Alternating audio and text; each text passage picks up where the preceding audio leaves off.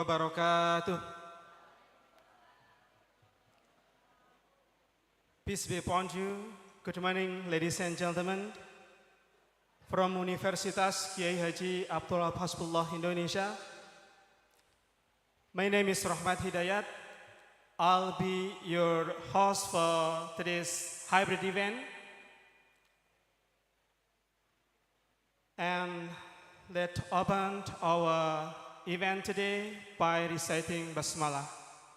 Bismillahirrahmanirrahim.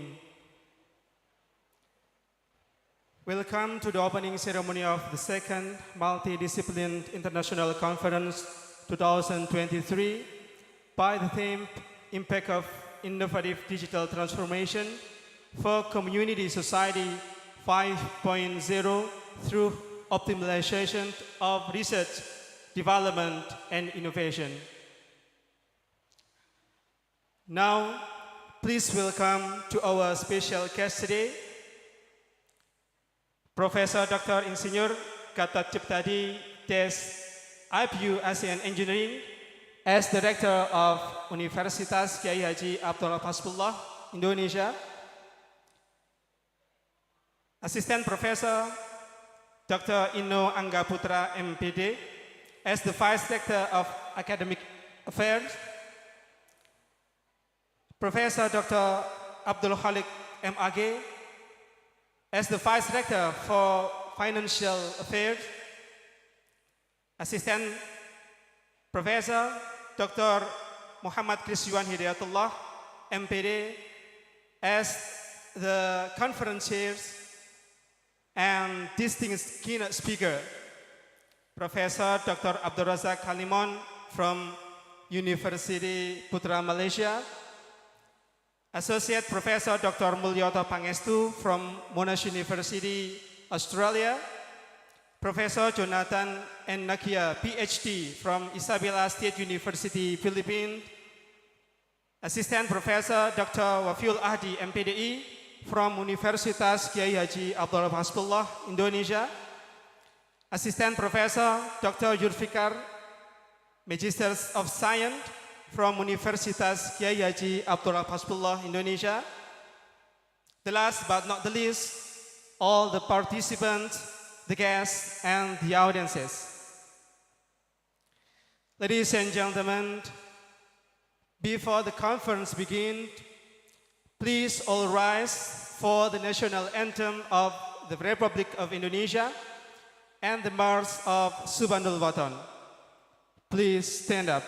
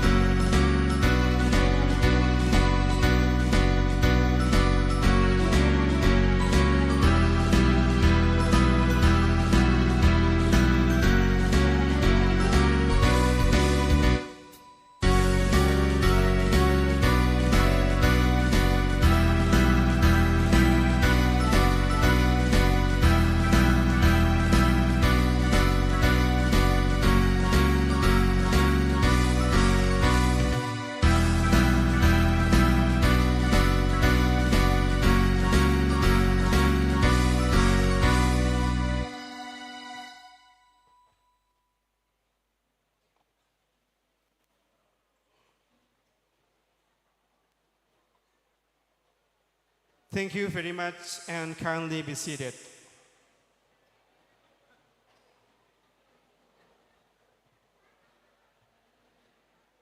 Distinguished guests, ladies and gentlemen, it is an honor and privilege for us to welcome the Rector of Universitas Kiai Haji Wahab Hasbullah, Indonesia, to deliver the opening remark and to officially open the second Multidiscipline International Conference 2023. Please welcome Professor Dr. Insinyur Gatot Ciptadi, Des IPU ASEAN Engineering.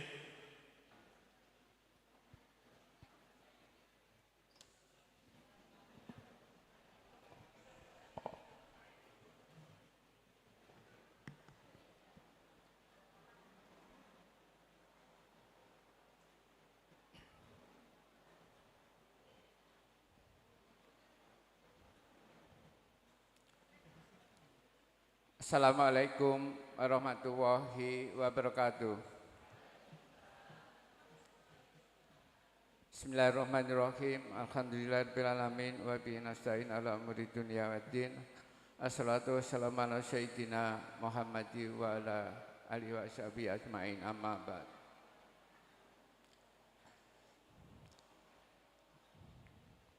Ladies and gentlemen, first of all, on behalf of the Rector of University Kiai Haji Wahab Hasbullah,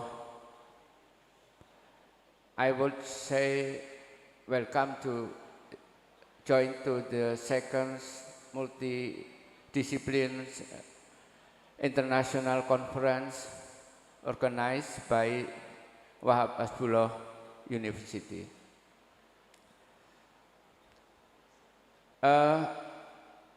Especially, I would like first to thank and welcome to our brother, our keynote speaker, first from Malaysia, Prof. Abdul Razak Alimons. This comes from UPM from Malaysia, and the second presenter, our keynote speaker is Dr. Mulyoto Pangestu from Monash University, and the third, our speaker is Professor Jonathan Naika from the established state university from Philippines. And also, of course, I would to thanks to our local, but in the international conference, our speaker, Associate Professor Dr. Waliul Ahdi MPDI, and Associate Professor Dr. Zulfikar from University of Kiai Haji Wahab Hasbullah.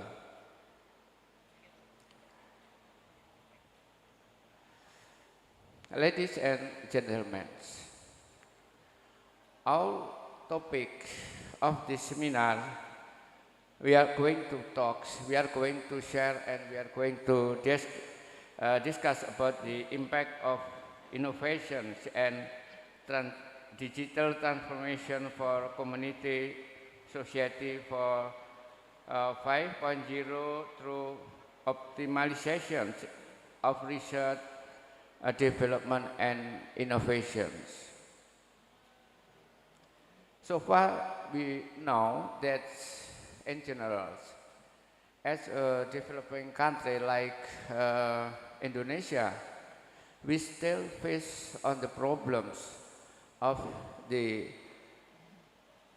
generally low productions of us.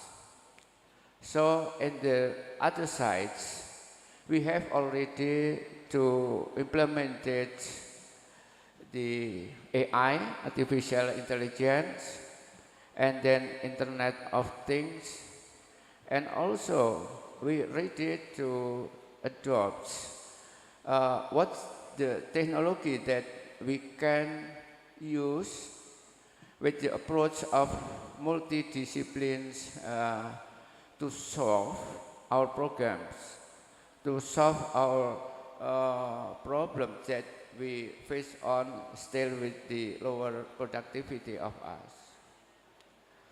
So, in this era of the globalizations, it's important for our students try to not only understand but also to implement it science and theory, and also to implement it with the approach of the multidiscipline research, multidiscipline science, not only based on the monodisciplines science. So, from this seminars that we invite the international speaker and also the speaker from our university, and then invite all of you, the staff member of the University of Yai Abdul Wahab Hasbullah. We hope for the next future, we have a good collaborations among us. It means that possible for us, possible for the student, possible for the staff member to make a good collaborations between, especially for the participants of this seminar. Yeah, not only at the level of national, but also possible you all participants to make an international collaborations for the research, for the implementations.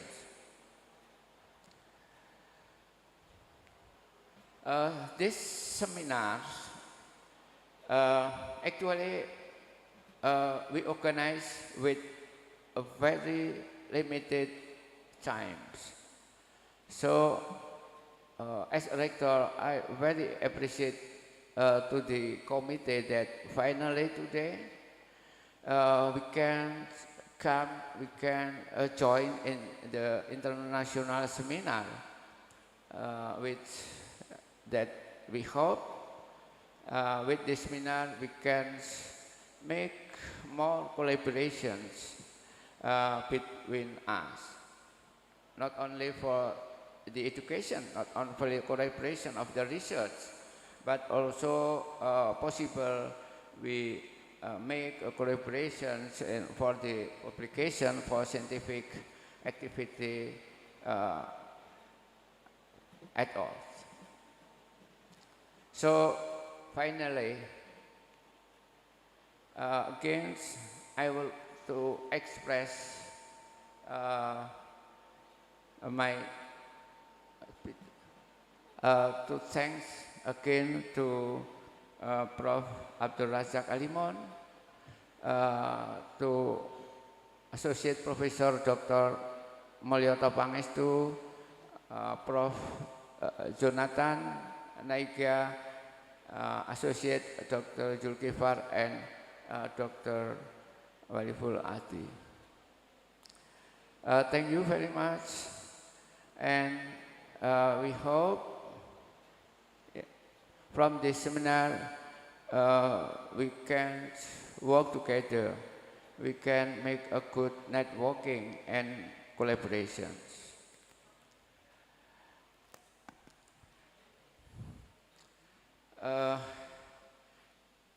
And finally, with the Asma Allah, Bismillahirrahmanirrahim, I state that this second multidiscipline international conference opens.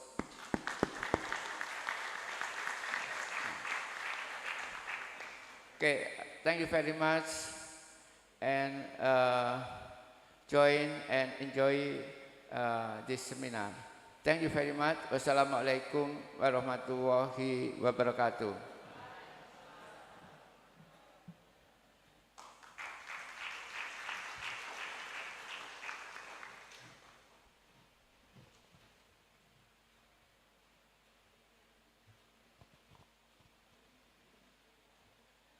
Thank you very much for Professor Dr. Insinyur Gatot Ciptadi, DSRPU ASEAN Engineering, for the remark. Now, the second Multidiscipline International Conference 2023 is officially opened. Distinguished guests, ladies and gentlemen, now we move to our last agenda on this opening session, which is the recitation of prayer that's going to be delivered by Assistant Professor Dr. Fathullah Malik, MPDI. Please proceed to the stage.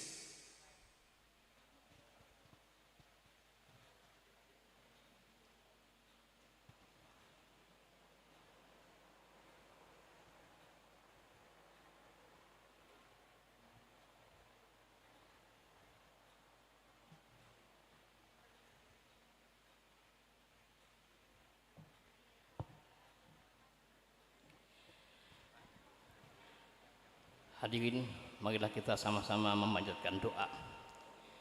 Terlebih dahulu kita hadiah Fatihah, tawassul sekaligus kepada baginda Nabi besar Muhammad sallallahu alaihi wasallam dan Kiai Haji Muhammad Kiai Haji Wahab Hasbullah serta muassis Pondok Pesantren Bahrul Ulum. Ala hadiniyah wa ala kulli niyatin shalihah. Al-Fatihah. A'udzubillahi minasyaitonir rajim. Bismillahirrahmanirrahim. Alhamdulillahirabbil alamin. Arrahmanirrahim. Maliki yaumiddin. Iyyaka na'budu wa iyyaka nasta'in. Ihdinas siratal mustaqim. Shiratal maghdubi 'alaihim. Bismillahirrahmanirrahim. Alhamdulillahirabbil alamin. Wa bihi nasta'inu ala umuri dunya waddin. Wassalatu wassalamu ala asyrafil anbiya wal mursalin. Allahumma ya hayyu ya qayyum ihyina bihayatil ulama wa amitna bimauti syuhada warzuqna fi zumratis sholihin was sholihat warzuqna fi zumratil alimin wal aliman. Allahumma alimna al-makasib wa alimna kalimatan tajma'u bihal mahamid. Allahumma arinal haqqa haqqa warzuqna tiba'ah wa arinal batila batila warzuqna cintabah. Allahumma ya hayyu ya qayyum ya hayyu ya qayyum ihyina ya Allah bi alimil ulama bi ilmil ulama. Allahumma salimna min afatid dunya wal akhirah warzuqna kamal mutabah bi rasulika sayyidina Muhammadin sallallahu alaihi wasallam. Allahumma inna ala dzikrika wa syukrika wa husni ibadatik. Allahumma inna nas'alukal huda wat tuqa wal afafa wal ghina. Allahumma ya Allah inna nas'alukal huda wat tuqa wal afafa wal ghina. Allahumma shalli ala sayyidina wa maulana Muhammadil fatih lima ughliq wal khatimi lima sabaq nasul haqq bil haqq wal hadi ila siratikal mustaqim wa ala alihi washabihi haqqa qadrihi wa miqdaril alil azim. Rabbana hab lana min azwajina wa dzurriyyatina qurrata a'yun waj'alna lil muttaqina imama. Rabbana atina fid dunya hasanah wa fil akhirati hasanah wa qina adzabannar wa adkhilnal jannata ma'al abrar ya aziz ya ghaffar ya rabbal alamin. Subhana rabbika rabbil izzati amma yasifun wa salamun alal mursalin walhamdulillahi rabbil alamin. Al-Fatihah. A'udzubillahi minasyaitonir rajim. Bismillahirrahmanirrahim. Alhamdulillahi rabbil alamin. Arrahmanir rahim. Maliki yaumiddin. Iyyaka na'budu wa iyyaka nasta'in. Ihdinas siratal mustaqim. Siratal ladzina an'amta 'alaihim ghairil maghdubi 'alaihim waladdallin. Assalamualaikum warahmatullahi wabarakatuh.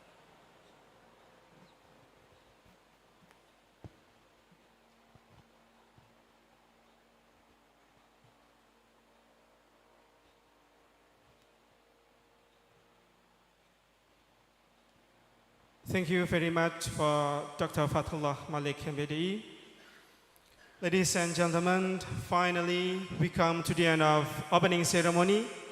Then let's reciting Hamdalah. Alhamdulillahi Rabbil Alameen. I'm Rahmat Hidayat on behalf of the organizer. Thank you very much for attending the opening ceremony of the second Multidiscipline International Conference 2023. Now, I'd like to invite Assistant Professor Dr. Purbowo, SAGR, MP, as the moderator to guide the conference. Time is yours.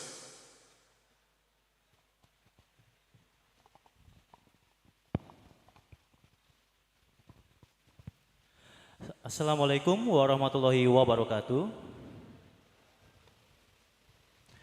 Good morning and welcome to today's seminar, the second Multidiscipline International Conference 2023, hybrid conference of Kiai Haji Abdul Wahab Hasbullah University, Indonesia, and with the themes, the impact of innovative digital transformations for commodity society for 5.0 through optimizations of research, development, and innovations.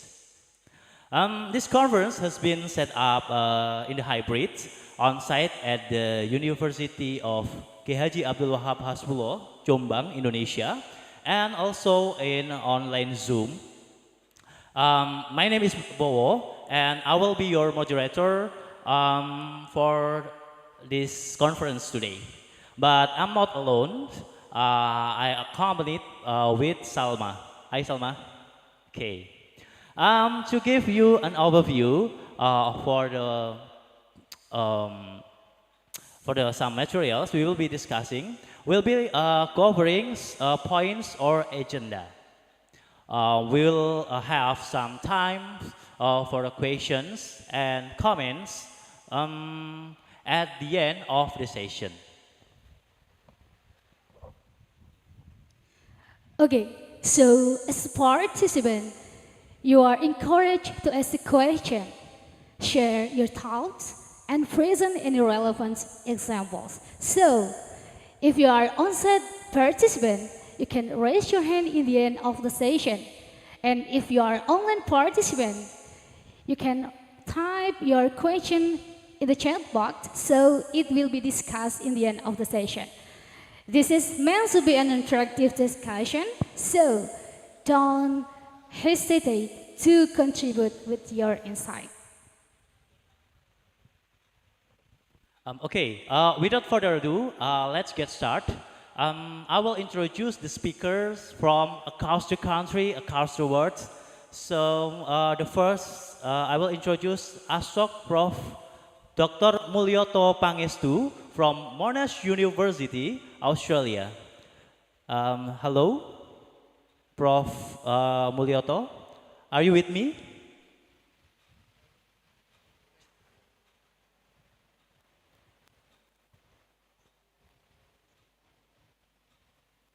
Prof. Mulyoto, are you with me? Still mute? Yeah, no, good. Okay. Okay, the sound is... Assalamualaikum warahmatullahi wabarakatuh. Waalaikumsalam warahmatullahi wabarakatuh. Okay, thank you for joining us. Okay, your sound clearly here. So I would like to move to the second speaker. There is Prof. Dr. Abdul Razak Alimon from University Putra Malaysia. Please give applause because he is attending here. Thank you for being here with us. So he came from Malaysia and joining here with us and discuss for us today. And the next, the third, Prof. Jonathan, and next year PhD from Isabel State University, Philippines. Hello, Prof. Jonathan.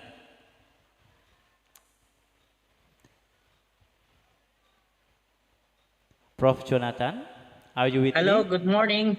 Hello, good morning. Nice to Okay. see you here, guys.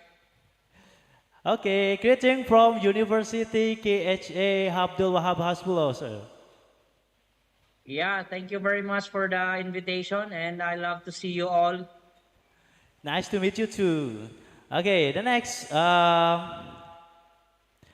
Assist Prof. Dr. Zulfikar, MSI, from KHA Abdul Wahab Hasbullah University. And the last speaker is Assist Prof. Dr. M. Wafiatul Ahdi, MPDI from KHA Abdul Wahab Hasbullah. He is also attending here beside me. Thank you for being here, us, Mr. Wafi. Please give applause to Mr. Hafi. Yeah? Okay, now let's get started to the first presenters. Asok Prof. Dr. Mulyoto Pangestu. I will read the short bibliography of him. He graduated as bachelor's in animal husbandry or animal science, agriculture and forestry. Then strong his expertise is in embryo cryopreservation, reproductive technology, and they finished the PhD in medicine on 2003 in Monash Institute of Reproduction and Development, Faculty of Medicine, Monash University, with the title Drying Biological Material for Use in Assist Reproductive Technology.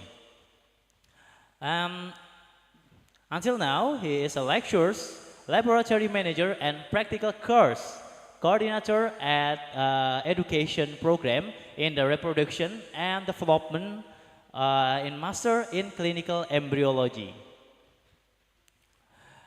He is also consultant in PT Dipa Pharmalab Jakarta, Teratai University Clinic Gading Pluit Hospital Jakarta, Vitro Life RC Academy, Vitro Life AB in Sweden. And he had awards, gold winner of inaugural Young Inventors Award from Far Eastern Economic Review and Howlett Packard Asia Pacific on 2000. So now, Mr. Mulyoto, hello, are you with me? Yep. Okay, you have 30 minutes to explain the material to us, and then I will remind you in the last 5 minutes. Okay, now time is yours.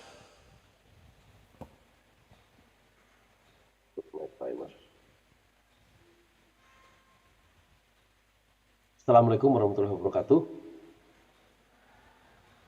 First, I would like to thanks to the organizing committee and the University of Wahab Abdullah in Jombang for inviting me to give me opportunity to give my talk in this occasion.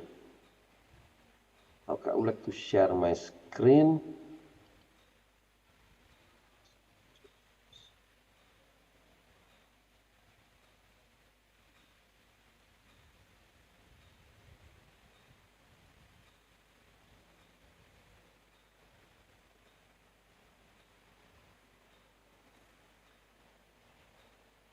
Okay. My talk today about assisted reproductive technology on farm animals in Indonesia, the needs and the problem. The reason I discuss about this one because we know that currently animal production become a hot topic in Indonesia. The needs of animal source protein is become a big issue for Indonesia. Indonesia been importing either live animal or meat from other countries such as Australia, India, and Brazil to fulfill the meat requirement in Indonesia. Unfortunately, for the last 2 or 3 years, due to the importing meat from a country that not free from foot and mouth disease, so Now, it's become a big issue for Indonesia. Is potential if this disease is spread over in Indonesian farm animal populations such as cattle, sheep, or goat, it'll become a big problem because it will reduce the population significantly. First, I would like opening with what is reproductive activity. The animal or human being or any other life organism in the world, when they do their reproductive activity, first they want to increase the population and prevent them from extinction. Of course, they will continue the species, ovulation, adaptation, and everything, and they keep staying in their life. What happened in nature now was like all animals do their natural mating. Whether the cattle, sheep, goat, poultries, or any other wild animals in the wild, they'll do their natural mating to maintain their existence in the world. But somehow, when we start domesticating the animal, then human wants to put their hand or they want to be involved in the reproductive activity. Human involvement in reproductive process, we call it as assisted reproductive technology. The reason we involve in that one because we don't want to be restricted by the distance. Like when we do artificial insemination, we can have the bull somewhere, say in Sari or in Bandung, and then we use the frozen semen from that bull for to inseminate the cows in other places in Indonesia, not just necessarily near that area, but sometimes the frozen semen from Sari or from Bandung, they send it to another provinces like in Papua, Sulawesi, and everywhere.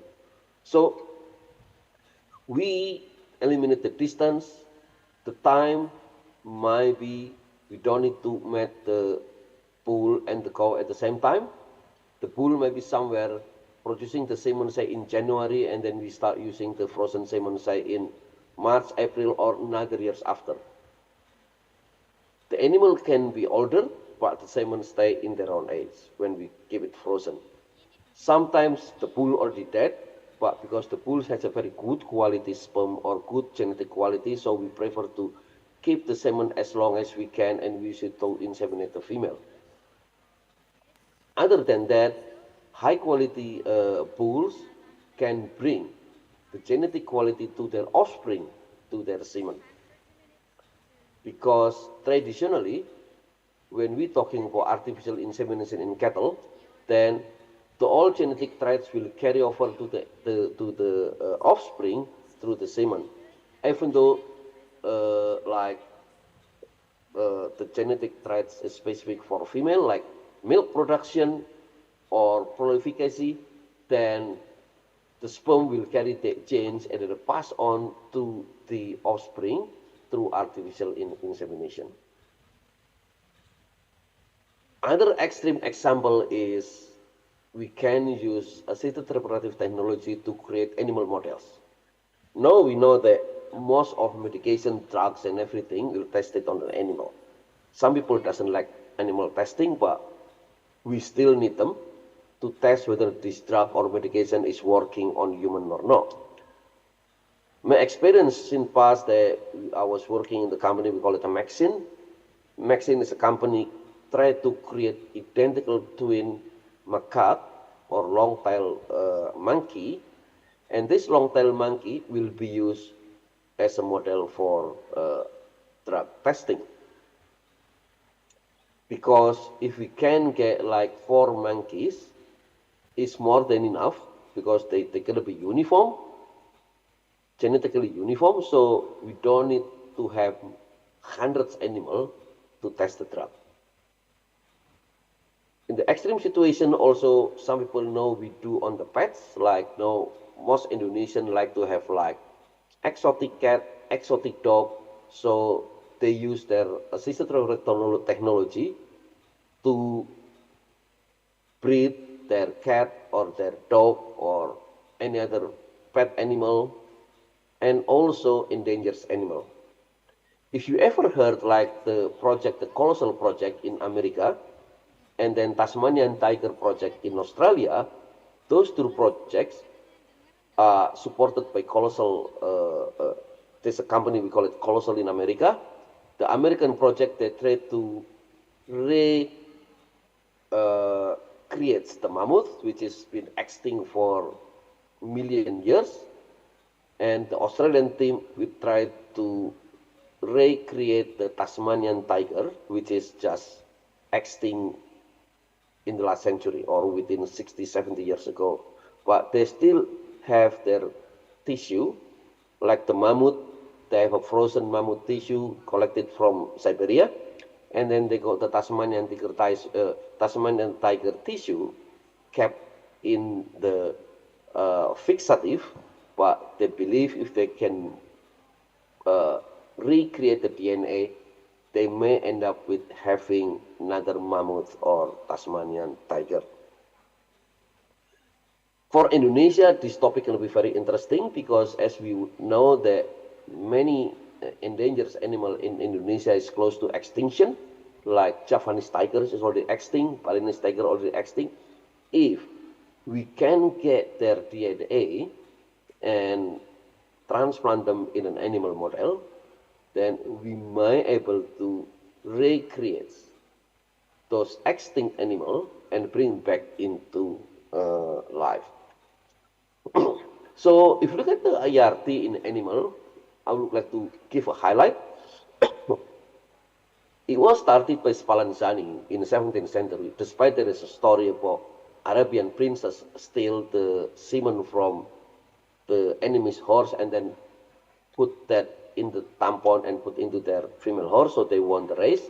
But I would like to highlight the Spallanzani's invention or work in 17th centuries, which is he frees the dog sperm in the snow.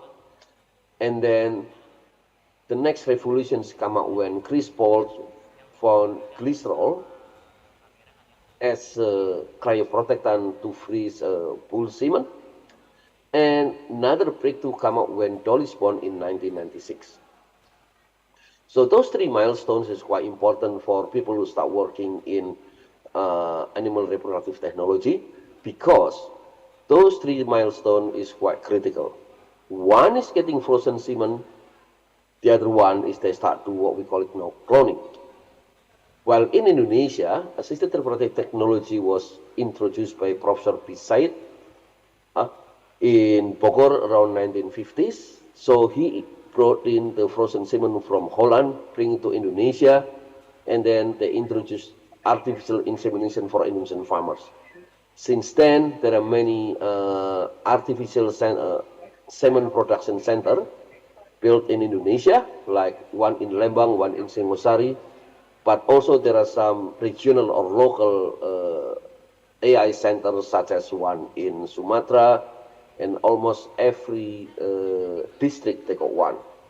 The reason they start build AI center in every district because now in Indonesia we start build up the endemic cattle, for instance.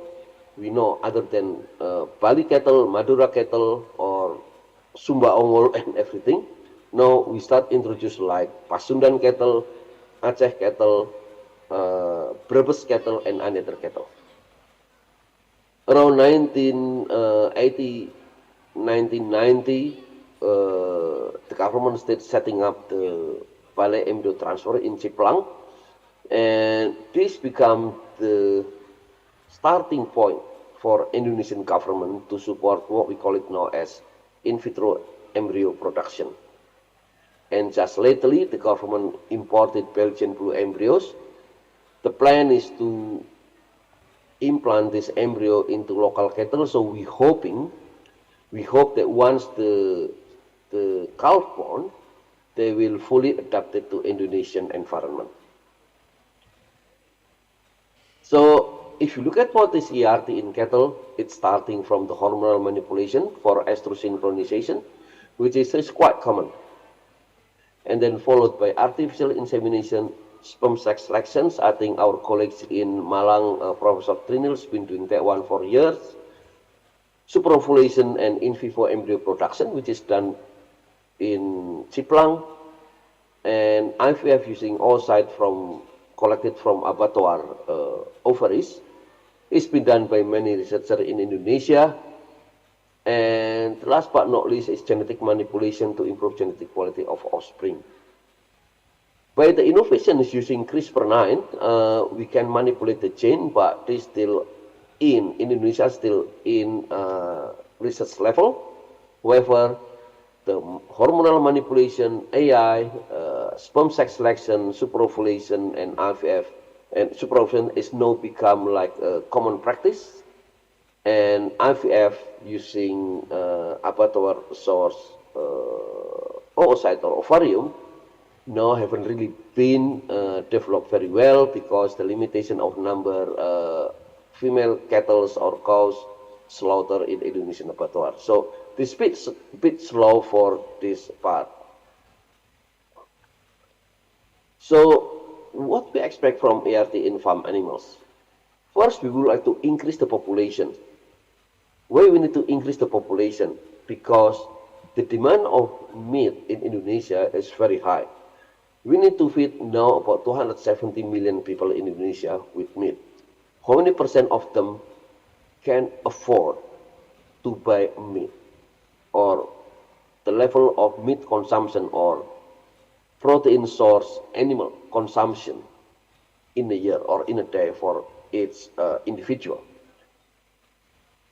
Within Asian countries, Indonesia considers quite low compared to, say, Malaysia, Singapore, Brunei, Thailand, because the affordability of protein source, protein origin animal is very low for Indonesian community. Some people may eat a lot of meat, but some others may never eat meat in the month or even a year. It is quite tragic or cynical if we know that farmers they have like few cattle in their backyard, but they never eat meat. They might eat meat once every year during Idul Adha. So this is a big problem for us. Why I like to emphasize on animal origin protein, even though there are some mythos for Indonesian people don't eat meat because so many reasons, but for the toddlers and young Indonesians under 5 years old, meat animals origin protein is critical for their brain development and their physical development. This become a big investment, an important investment when they grown up. It will protect them and help them to minimize any issue with their health. The genetic improvement of the offspring, if we can do like either artificial insemination, we introduce the genetic traits through crossbreeding, AI and ET, genetic modification as I explained earlier, but also this potentially reduce generation interval. If you ever heard what we call a GFAT, juvenile in vitro embryo transfer, it means we pick up the oocyte from a young animal before they reach puberty, like 6 months old calf. We take the ovary, the oocyte from their ovaries, then do IVM in their egg, followed by IVF, embryo culture, maybe freezing, and then embryo transfer. Means while the calf only 6 months old, this calf could produce embryo, and then if we transfer the embryo into recipient, and recipient get pregnant and producing calf 9 months later, so it means when this calf reach 15 months old, they already got their offspring. It means in the young age, they already produce the offspring. If we can use this calf as the offspring will be used for milk production, then the time for selection is getting shorter. It means the selection is going to be at least 1 or 1.5 years shorter than the traditional selection, which is where till the calf reach puberty, and then they get pregnant, 9 months later they deliver their offspring or their calf, then we start to what we call it as in the past is protein test. So here in cattle start like this, the simplest one when we do sperm collection. Humans still involved in that one, but the human involvement doesn't mean we ignore the roles of the male or the female itself, but we supporting so we can have this process running smoothly in the right way and end up with the good quality of offspring. Another roles of human in cattle ERT, like human do what we call it as hormone injection or implantation. Sometimes we do estrus synchronization, sperm collection, distribution, insemination. It's no, the animal can do it, cannot do it, but we have to do it, the human.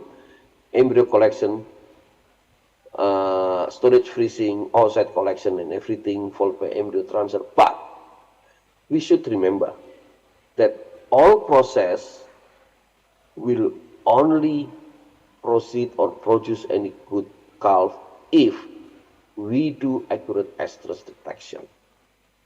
This is what I call it as the most important issue for animal production in the tropical area.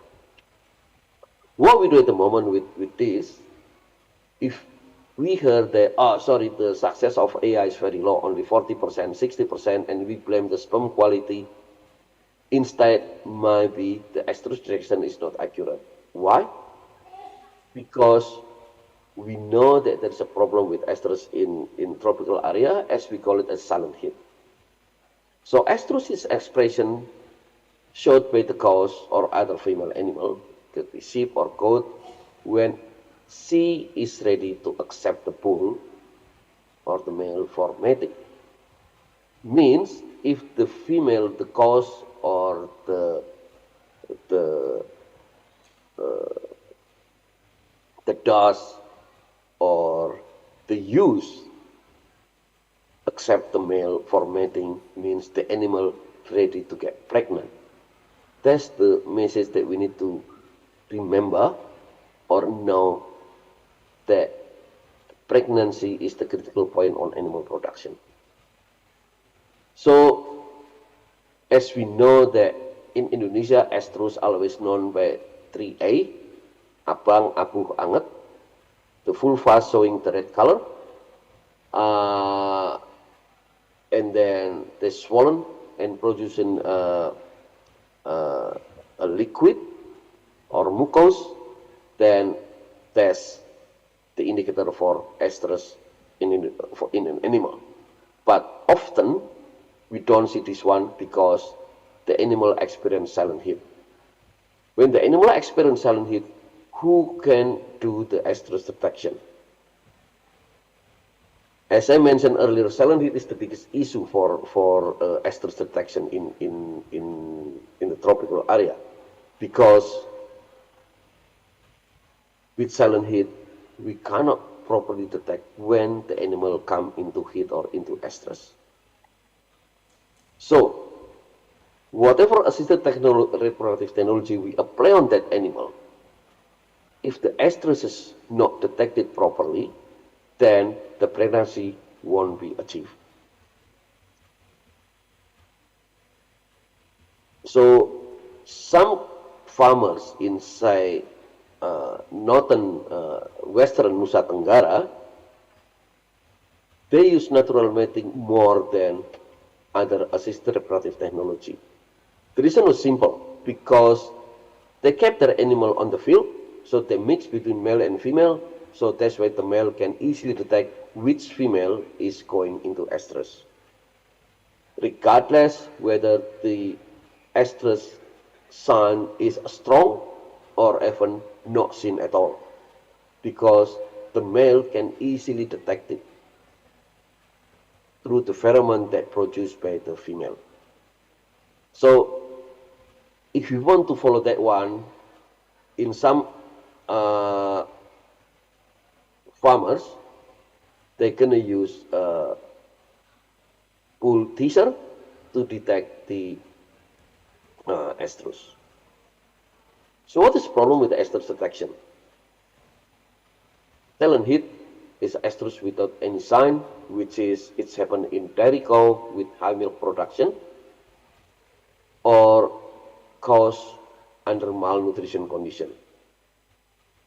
And mostly the climate, which is heat temperature in the tropical area, might also contribute to the silent heat. Using estrus synchronization, it will help, or using bull teaser. The problem with the bull teaser is the cost for keeping bull teaser is very expensive, because we need to have a bull, vasectomized bull, living within the female, and the bull should be freely roaming or not tied up in the barn or in the pen. So this bull can go everywhere to find any estrus female. If the animal was sitting on the field or in the paddock, not in the pen, it's easy. But when the female is sitting in the pen or in the barn, then the bull gonna be damaging everything.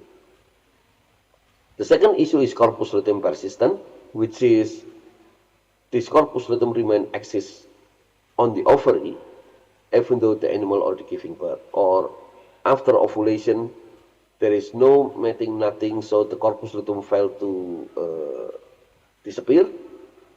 Then the animal thought that the progesterone still there, so they're not showing any estrus sequence. Lysing corpus luteum using VEGF2 alpha is quite common in Indonesia, but sometimes we have to do 1 or 2 injections.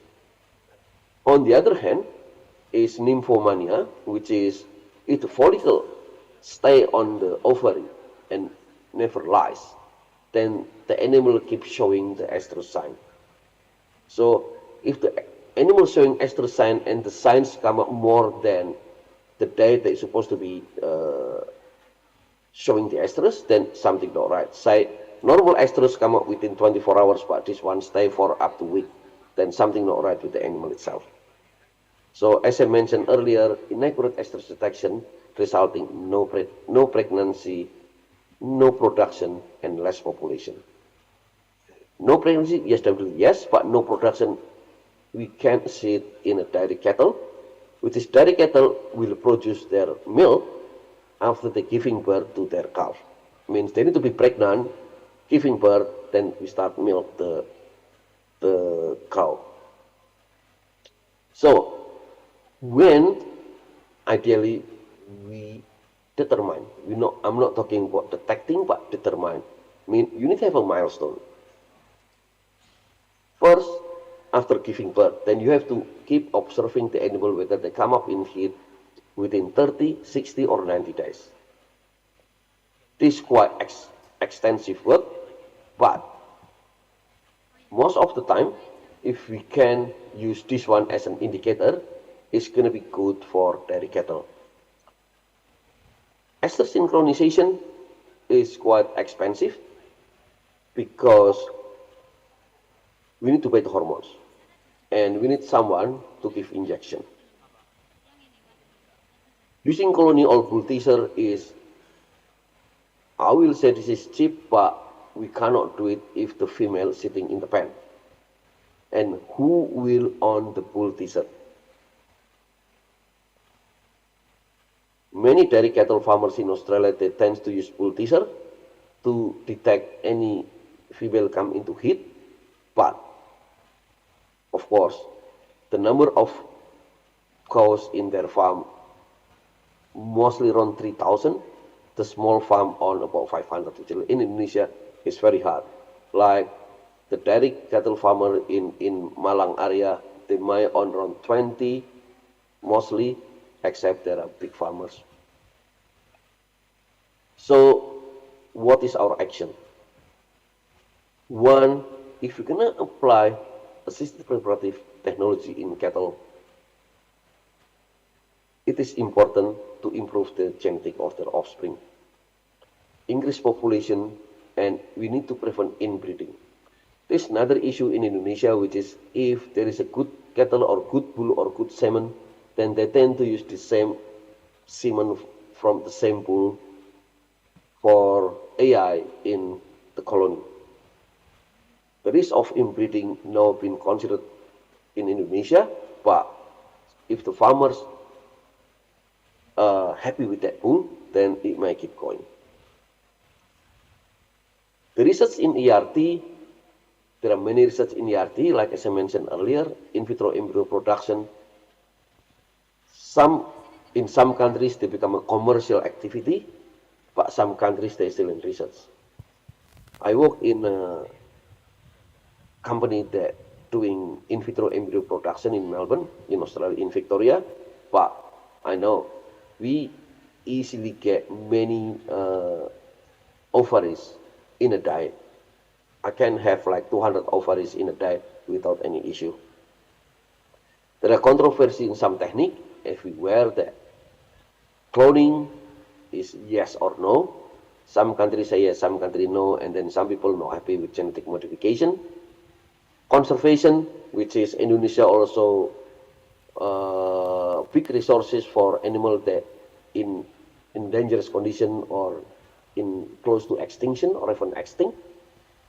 Animal ethics need to be considered in Indonesia because usually we treat the animal as what we like, but then animal ethics become an issue if we're going to publish our paper in reputable journal. So in commercial application, we need to get like investor, we need to show them this profitable, and then we need to support from government and company. But the most important part of this presentation is we need to produce affordable animal origin protein for the community. This is the main thing, because at the moment, many people in the rural area, on remote area, they still couldn't afford to buy animal origin protein. On the top of that, if we look at the Sustainable Development Goals from United Nations, we need to eliminate the hunger in the community by eating good protein. They're gonna have good health and well-being. The technology will bring innovation in animal production, responsible consumption and production, and live on land, because even though some people saying that large animal is the source of methane, but then if we can treat them proper, then we can control their production and activity. Sorry, sir. Yep. You have 5 minutes left. Yep. Okay. So that was my last slides. I would like to thank to Prof. Gatot Ciptadi, Rector of Wahab Hasbullah University in Jombang, the organizing committee, also Associate Professor Salikat, my boss at the director. She's the director of education program in Reproduction and Development, Department of Obstetric and Gynecology, Monash University. So thanks for moderator and thanks for listening to my talk. And I would like to say hello to my colleagues, Prof. Abdul Razak Alimon from Malaysia. It's been a while, I haven't met him, but good to see you in Jombang. Thank you. Wassalamualaikum warahmatullahi wabarakatuh.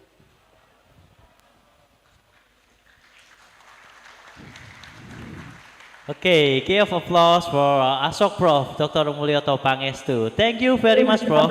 This interesting material for us, so we can learn together about how the reproduction is.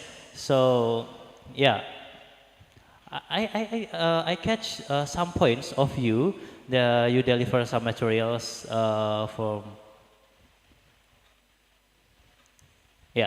from the assisted reproductive technology, like human involvement in reproductive process to achieve the goal and eliminate any problem while using animals.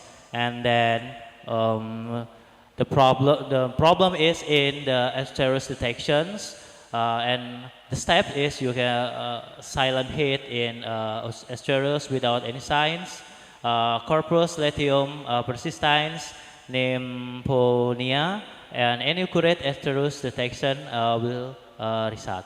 Okay, thank you very much to Prof. Mulyono Pangestu from Monash University. Once more, give applause to Prof. Mulyoto, Monash University. Okay, next move on to the second speaker. I would like to read the short bibliography of him.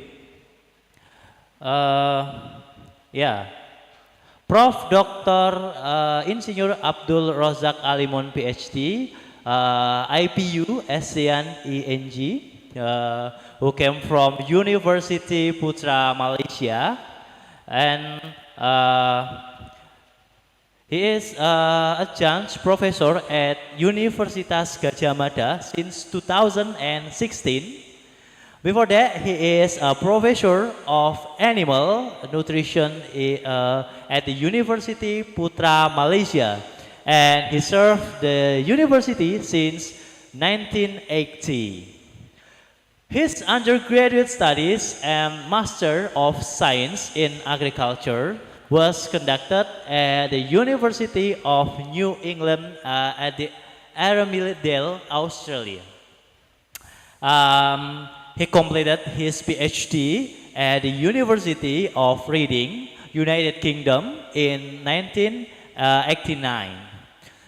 His interests include utilizations of byproducts, especially byproduct of oil palm, and utilization of herbs as feed additive and novel feedstuffs. And he has published more than 150 papers in local and international journals. So, to Prof. Dr. Abdul Razak Ali Imran, PhD, you have 30 minutes to deliver your material. Time is yours.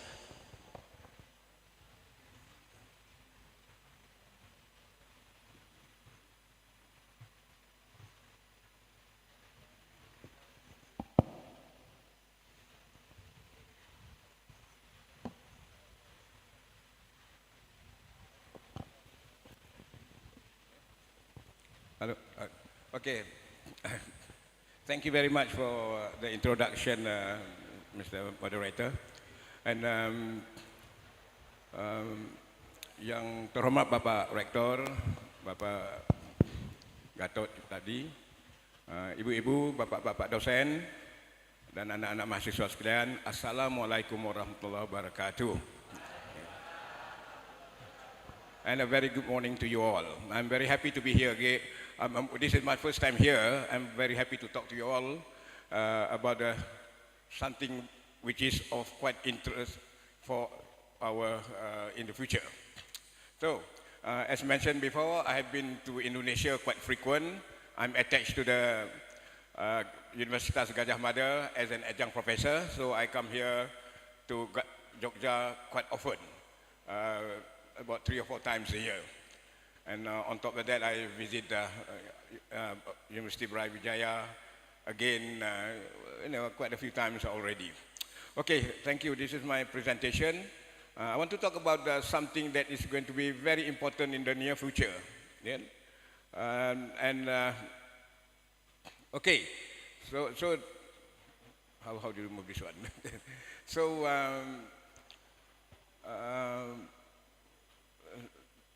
I want to talk about digital transformation of livestock farming. Now, Professor Maulioto just now mentioned about reproduction, and that's quite relevant to animal livestock production too. Yeah?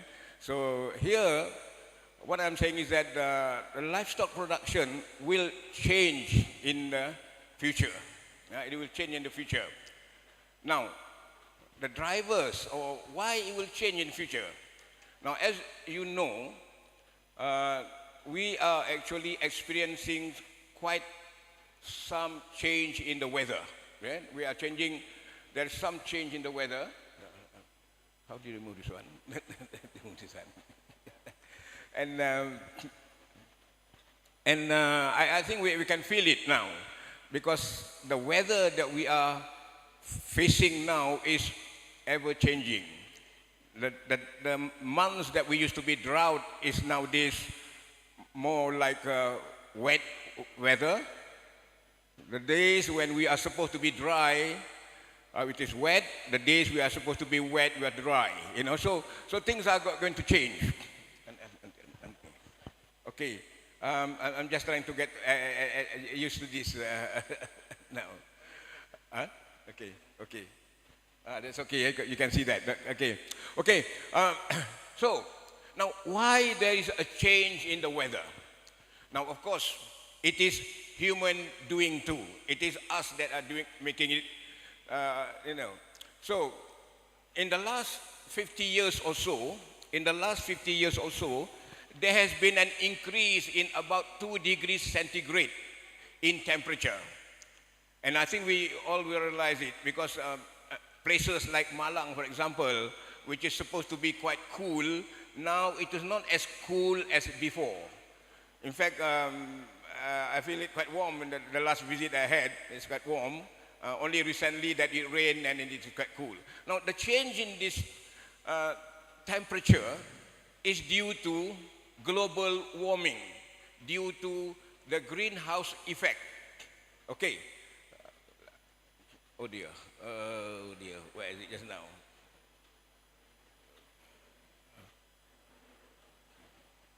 How come doesn't it? I'm sorry, somewhere this not. There.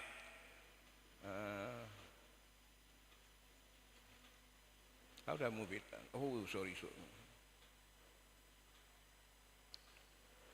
Okay. Okay, this is the topic of my talk. I'll just go on. Now, I think we all know that the greenhouse effect is actually due to the accumulation of gases like methane, carbon dioxide, CFCs, those carbon fluoro compounds that are in the fridge and in the air conditioning and so on. Those are chemicals that cause greenhouse gases. Now, greenhouse gases prevent heat from the earth from going outside. So in other words, whatever heat that comes into the earth and it stays within inside. So as you can see in the picture there. Now, methane is a very important gas in that it is part of the gas that is being produced by animals. That's why we are going to focus on how to reduce methane gas produced by animals. Now, those gases are not necessarily being produced by animal alone. You know, in fact, some of the gases, for example, carbon dioxide and methane and so on, are produced, and even ammonia, are produced naturally. And we know in swampy areas and whatnot, gas methane is being produced. In volcanoes and whatnot, some of the gases are being produced. And of course, in the forest, the fermentation of leaf and rotting of leaves and stems and so on tend to produce methane and carbon dioxide and so on. Now, those are natural production of gases, but of course, human beings do produce gases, or we don't produce gases as much. But when we have cars, when we have, when we burn gas, when we burn fuel and so on, that produce gases. So as you can see, the enteric fermentation is around 20 to 30% that's being produced. That is the natural gas being produced naturally. Yeah? Now, going back to what will happen when the temperature rises. Now, if we were to let the world go on as it is, if we let the world to go on as it is, in other words, if we don't mitigate or we don't do anything about it, then the temperature will go up and up and up. And I think in the next 100 years or in the next 50 years, our temperature may, the average temperature may go up by 4 or 5 degrees centigrade. And this is quite a lot because even now when the temperature go up to about 33 degrees or 34 degrees, we are feeling the heat of the temperature. So in the future, if this happens, a lot of things will change. Now, the other thing that will be affected is that the high temperature will melt down the North Pole and the South Pole. And you know the North Pole is actually built up of ice, just pure ice. And that ice is going to be melted and the ocean water level will go up. And when the ocean water will go up, a lot of other things will change. You know, the rainfall pattern will change. The organism living in the ocean also will change. And our rainfall rainfall season will be also changed. So there'll be a lot of changes, as I said earlier. Okay. Now, these are some of the effect of high temperature. I'm talking just about high temperature. I mean, we can talk about even humidity. Even high humidity will also affect animals. Okay. Now, the first thing is that it can affect both animals and it can affect plants. Now, animals will suffer a lot from the high temperature in terms of heat stress. The animal will suffer from heat stress. The animal will be not eating very much. Animal will be, oh, I don't know. Insects will multiply, especially insects that tolerate high temperature. And the other thing is that diseases will also develop. Yeah, diseases will also develop. New diseases that we are afraid of. Now, heat stress is something that will affect animals and also plants. And of course, plants will have poor yield, and plants will also have,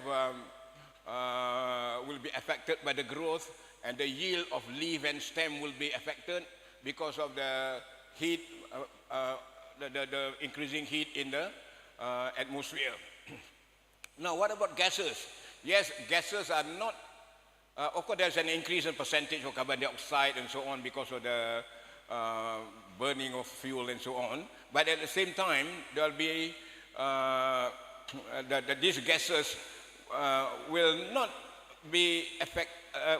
affect animals so much because the proportion will vary a bit, but because the animals in the oxygen content will be about the same, then it would not affect so much. But then again, it could affect animals, especially if the animals are on high altitude. You know, when they are on high altitude where the oxygen level is a bit low, and with high carbon dioxide, they may affect their breathing and their oxygen consumption. Okay, now so let's look at the picture overall. Now, if there is an increase in temperature, in other words, if there's a change in the climate, then animals will be affected. Animal will not produce as much, animal will not grow as much. Similarly, plants too would not grow as much and would not produce as much. So what does it mean? It means that we have to change our approach to agriculture. We have to change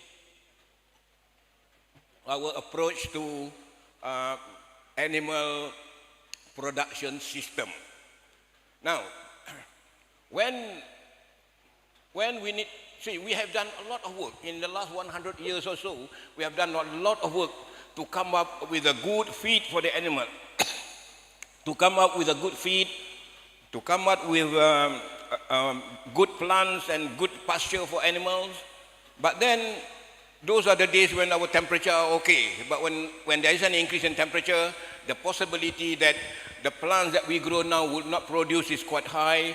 The animals that we have bred to produce a lot of eggs, to produce a lot of meat, would not survive very well under the high temperature.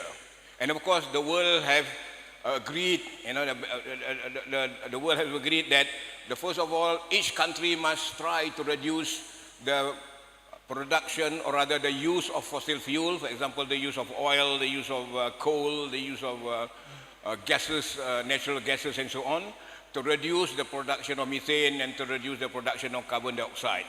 And the world has agreed also to use a lot of those green technology. In other words, we use natural energy, solar energy, wind energy and so on, instead of fossil fuel. Then we agree that there should not be any new areas or rather forests to be cleared up for agriculture. Remember, agriculture produces about 10% or 15% of the methane gases. And of course, we, as much as possible, try to plant as much trees as possible so that we can reduce the carbon footprint and have more oxygen in the atmosphere. Okay, now livestock is very important. One can say that, okay, if livestock contribute to the methane gas production, why do we grow livestock? Why do we keep livestock? Of course, livestock is important. It is an important part of our livelihood. It produces protein, they produce protein and milk and so on for us. And livestock also contribute to our food. And we don't have food arising from livestock, then we may not have enough protein, milk and so on. And of course, it is an employment for millions of people.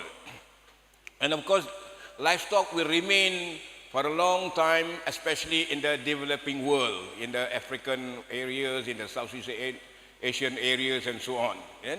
So it is an industry will be going on. But the big problem that we are facing now is that how do we sustain this livestock production so that we can, under this climate change. Okay?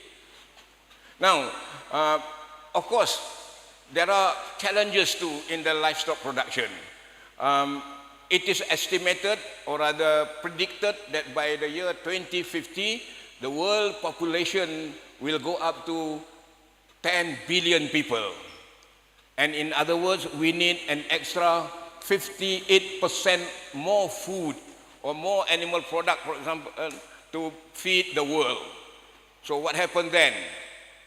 Now, if by 2050 our world temperature goes up and our productivity of the animals tend to go down, then we may not have enough food, or rather food from animals, to feed the world. So the threat to animal production is mainly temperature too, apart from the other thing. Yeah? So the other thing is heat stress, as I said, caused by the high temperature, water scarcity. Water, although there's a lot of water in the ocean, but fresh water that is available for the animals will be limiting. Again, the disease pattern will be different. We have new emerging diseases coming up, and in future, we don't know what sort of disease that will be around in the future. And again, animals will suffer from reproductive failures because of the high temperature. Okay,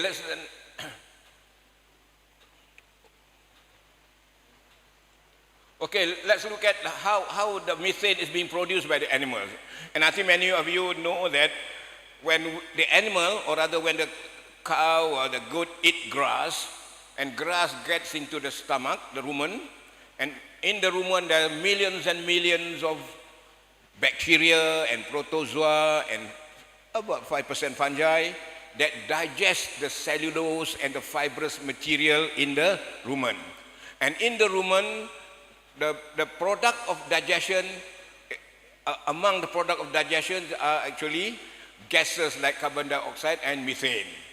And how do we stop methane from producing? Because the animal will keep on eating grass, the animal will be digesting the grass in the rumen, and of course the bacteria will be there to digest it. Without the bacteria, the animal is not able to digest the fibrous material. So we can adjust the animal through breeding, for example. We can breed animals that is low in certain bacteria that digest the fibrous material that produce a lot of methane. And we can give some kind of food or some type of herbs that can reduce the production of methane. But again, the success in this is quite low actually. And you can reduce it by 10 to 15% or at the most 20% methane production. But if we were to feed fibrous material to the animal, they will still be producing methane. Okay? Now we have to approach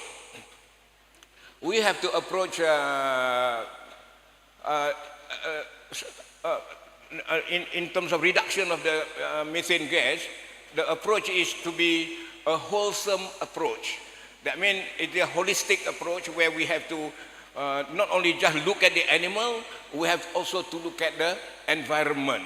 For example, we can look at the animal in terms of their methane production. We can give them animal herbs We can give the animal some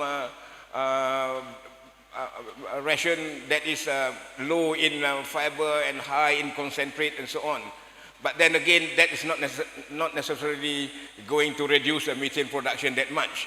We can reduce the effluent production, for example, by monitoring the effluent that is being produced by the animal, by looking at how we can utilize this effluent for recycling, in other words, for making biogas and so on. We can reduce the waste from the animal, waste feed and waste, other waste from the animal, urine and things like that. And of course, we can increase the feed resources. That means you have more feed that can contribute to low methane production. Okay? Now the approach have to be holistic, as I mentioned just now. Okay, we can decrease methane production. I mentioned just now by giving a chemical, for example, 3-nitropropanol, but of course this chemical may be dangerous for the animal. It has been shown that it can reduce methane production by about 30%. So it is quite a big percentage they can reduce. So if all the animals, for example, a cow will produce about 200 liters of gas, methane per day. That's how much gas that's been produced. Now if we have 10 million cows, for example, here in Indonesia, I think that there's a lot of gas methane that's being produced. So if we were to give them herbs, for example, now lately they have found that seaweed tend to reduce the methane production by feeding them certain type of seaweed, yeah? And also by feeding them herbs, and of course, as I said earlier, breeding the animals for low methane production. So there are certain animals that do not produce, ruminants, ruminants that do not produce methane gas, probably because of their microbial population in the rumen is not, is different. So we could do all those things to reduce methane production. And we hope if all countries were able to cooperate and apply the methods of methane reduction, then maybe we can slow down the increase in world temperature. Okay, the other thing that we could do is to decrease the effluent, from the farm. Any farm would have a lot of effluent, a lot of manure being produced, a lot of urine being produced, a lot of wastewater being produced because of the washing and the cleaning and so on. Now, if we were to reduce the effluent, because this effluent, when they are not treated, they will be producing gases like ammonia, carbon dioxide, and methane. Now, this is the thing that we should do. In a circular economy, we try to make sure that there is no waste being produced from a farm. So it is the responsibility of the farmer to ensure that there are no wastage from the farm.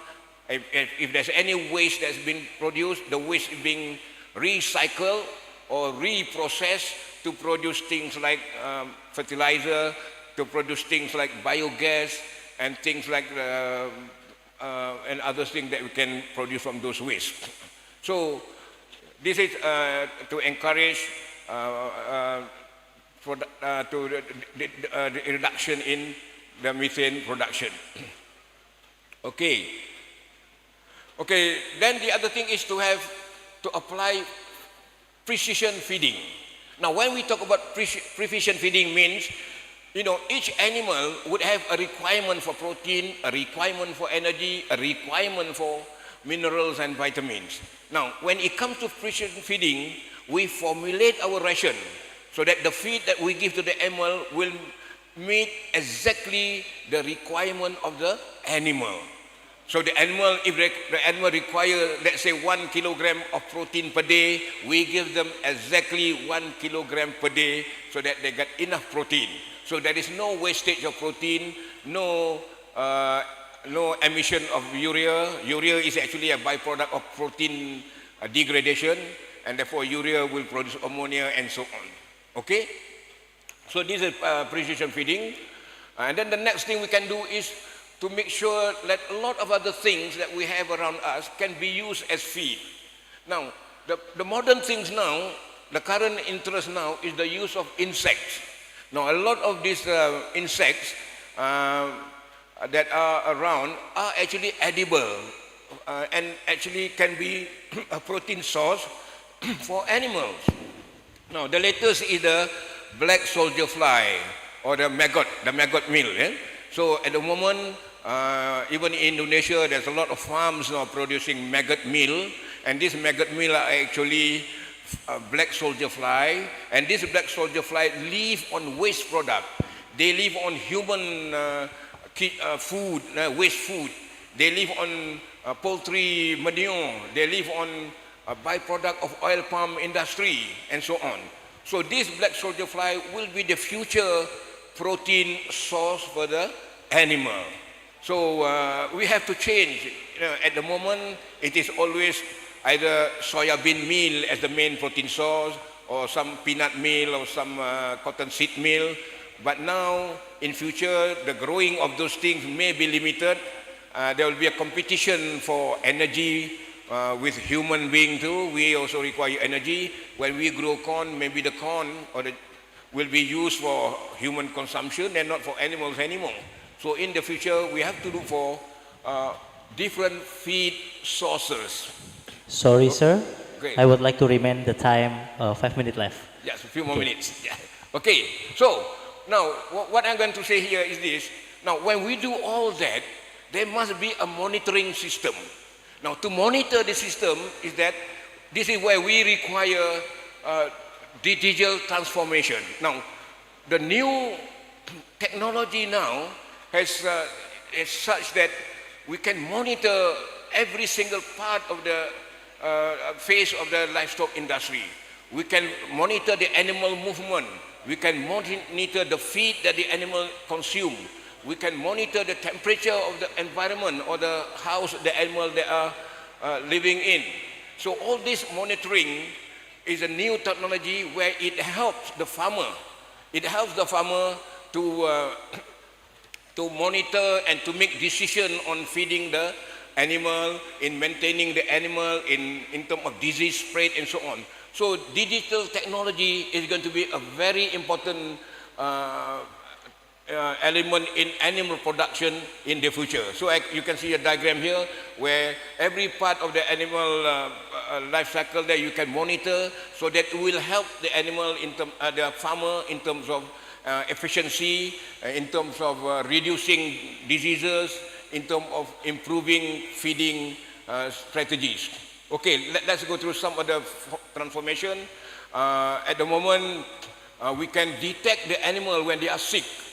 We can implant some sensors in the animal so that it will record temperature, it will record the animal movement, it can record the animal behavior, so that the farmer can identify which animal are sick and which animal are not. So, now this again, as I said, is very important. There are certain things that manufacturers have to develop. In other words, sensor. Nowadays, there are a lot of sensors that are being developed. Sensor that can monitor the temperature, sensor that can monitor the blood pressure, sensor that can monitor animal movement, and all these sensors are very important towards in terms of contributing towards the digital transformation of the animal, of the farm. So the farmer is able to use all the data that is available and to decide what they can do. Okay, of course, we are talking about artificial intelligence, and nowadays we go to a restaurant, you can see that the food is being delivered by robots. The food is being delivered by robots, and the robot know where to send the food. So now, even in animal production, we can have that kind of system where the feed is being delivered to the animal, and the animal can choose the feed and eat the feed, and exactly the amount of feed that's given is based on what animal, what size of the animal, how big is the animal, and so on. Okay, so these are the things that will be very important in the future. So, in short, what the future will be is that everything will be automated. Now in Europe, for example, milking of the cows are all automated. The cows, the machine know which cow to be milked. As the cow gets in, the milking will be done automatically, and data on the amount of milk being produced will be there, and the quality of the milk also will be monitored, all by sensors, and all these sensors will go into the big data, and this big data will go into the computer, and the farmer will have all the data necessary for the animal. Okay, and just a few more minutes just to say that now the future in Indonesia and in Malaysia, we think that a lot of the animals will be raised under oil palm because we have a lot of oil palm. Now the big problem about looking after animals under oil palm is their movement. You know, when they are in the farm, they move here and there, they eat whatever what's there. Sometimes they go out of the farm, and because of that, the cow movement analysis and monitoring is very important. Okay. Now, just a few examples how to determine some of what has been done. In Malaysia, there's a couple of farms that have been using internet and sensors and whatnot to monitor the productivity of the chicken and so on. Just another aspect of an animal production is animal welfare. Again, we are looking into various methods of trying to monitor animals so that they live in a constant environment. And just to conclude, I would like to say that the future will be very different from now. Animal production will be more automated and more monitored. And by using digital technology, we can become very efficient. And when we are efficient, we reduce the production of methane gas, we reduce the use of feed. Remember, the production of feed requires the use of fossil fuel and so on. So when we reduce the use of feed and so on, then there will be less emission of methane gas to the atmosphere. And therefore, we hope that in future, there is a reduction, or rather a slowing down in the methane production. Okay, and I think with that, thank you very much for time. I'm sorry I've taken a bit more time. And thanks again. Assalamualaikum warahmatullahi wabarakatuh. Waalaikumsalam warahmatullahi wabarakatuh.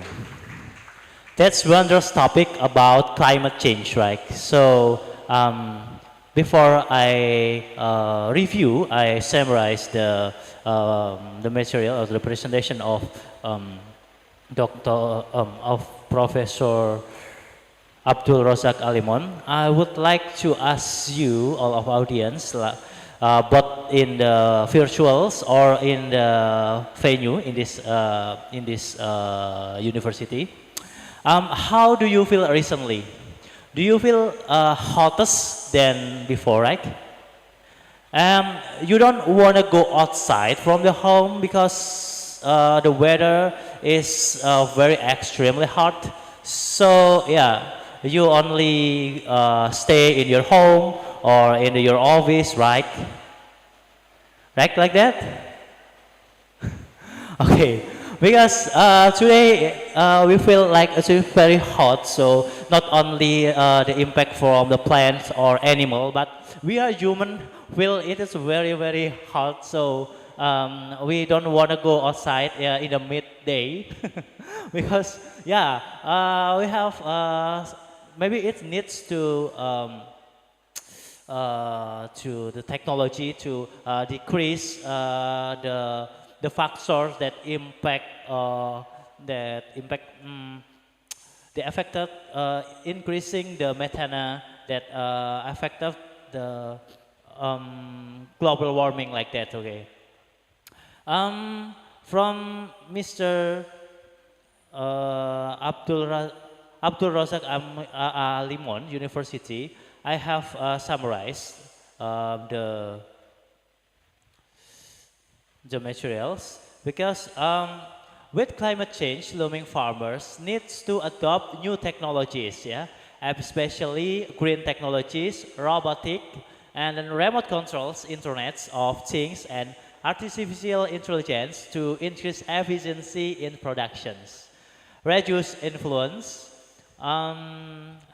Reduce effluents, use less fossil fuel, and develop zero waste management.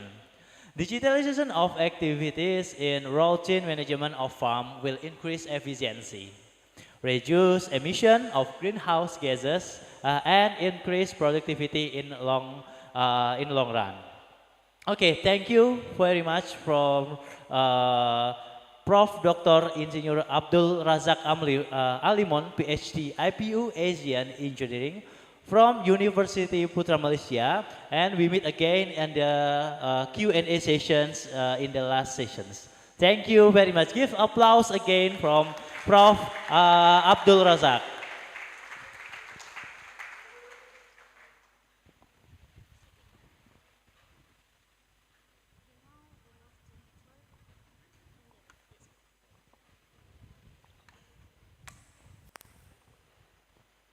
Okay, now we move to the third speaker. He is Dr. Jonathan. Hello, Dr. Jonathan. Are you with me? Yes, thank you very much. Good morning, everyone. I'm here. Okay, now I'd like to read about your short biographies. So, Dr. Jonathan Nega is a professor of the Animal Science Department, College of Agriculture in Isabela State University, aka ISU, Philippines. He also serves as the director of the Kaken Valley Small Ruminants Research Center at ISU. His fields of expertise are livestock production and animal product processing.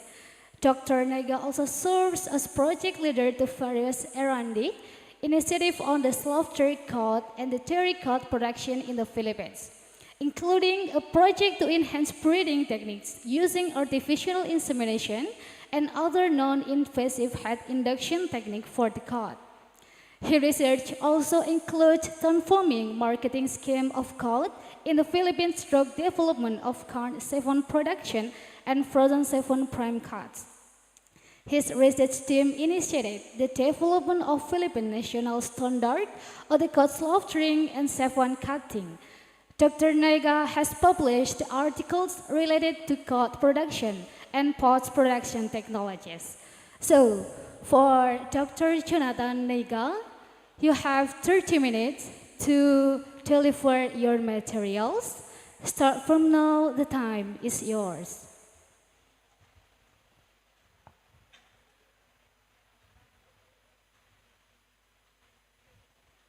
Just a moment, please. I have to share my screen.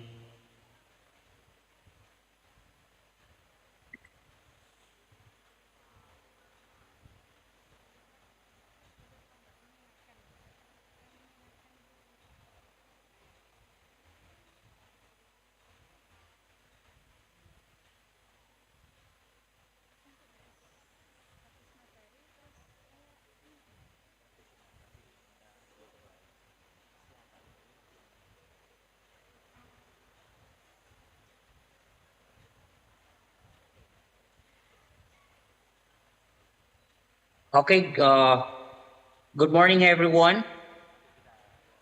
Do you hear me?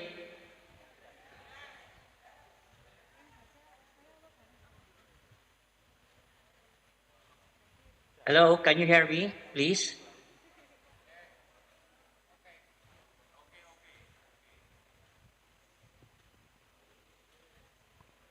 Hello, good morning. Can you still hear me?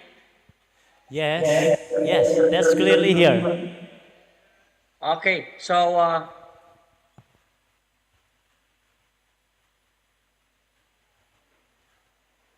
well, first of all, I would like to say good morning to each and everyone, and I would like to thank the organizers of this conference, especially my good friend Dr. Gatot for Septadi for this invitation, and the rest of the committee members. My topic this morning is about the role of research commercialization as a source of income of the university.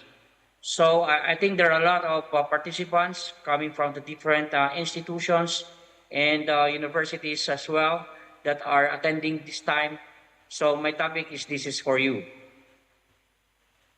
So the presentation outline is just like this.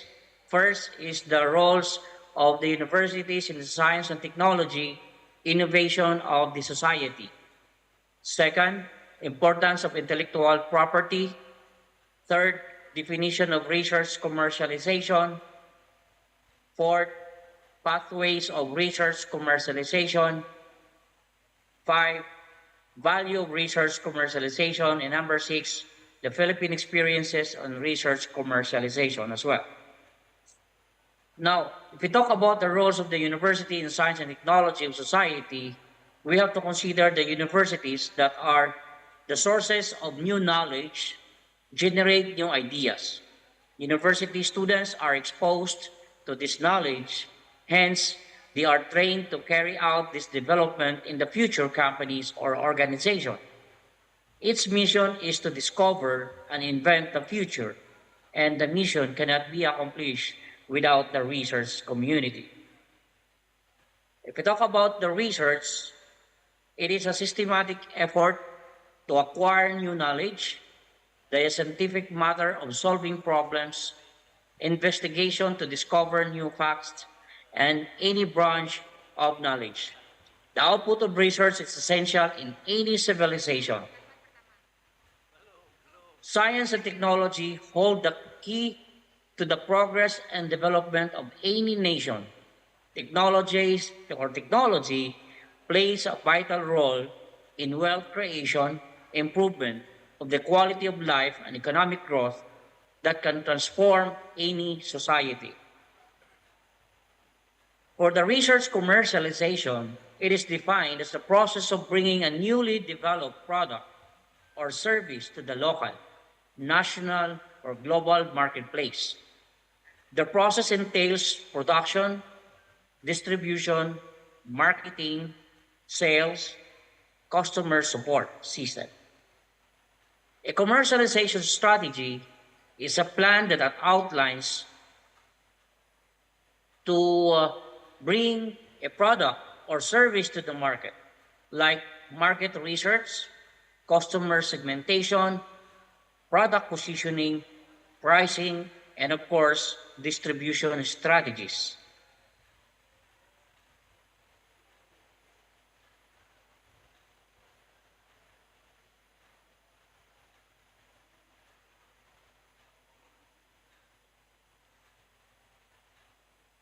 I'm sorry, my computer was in hang.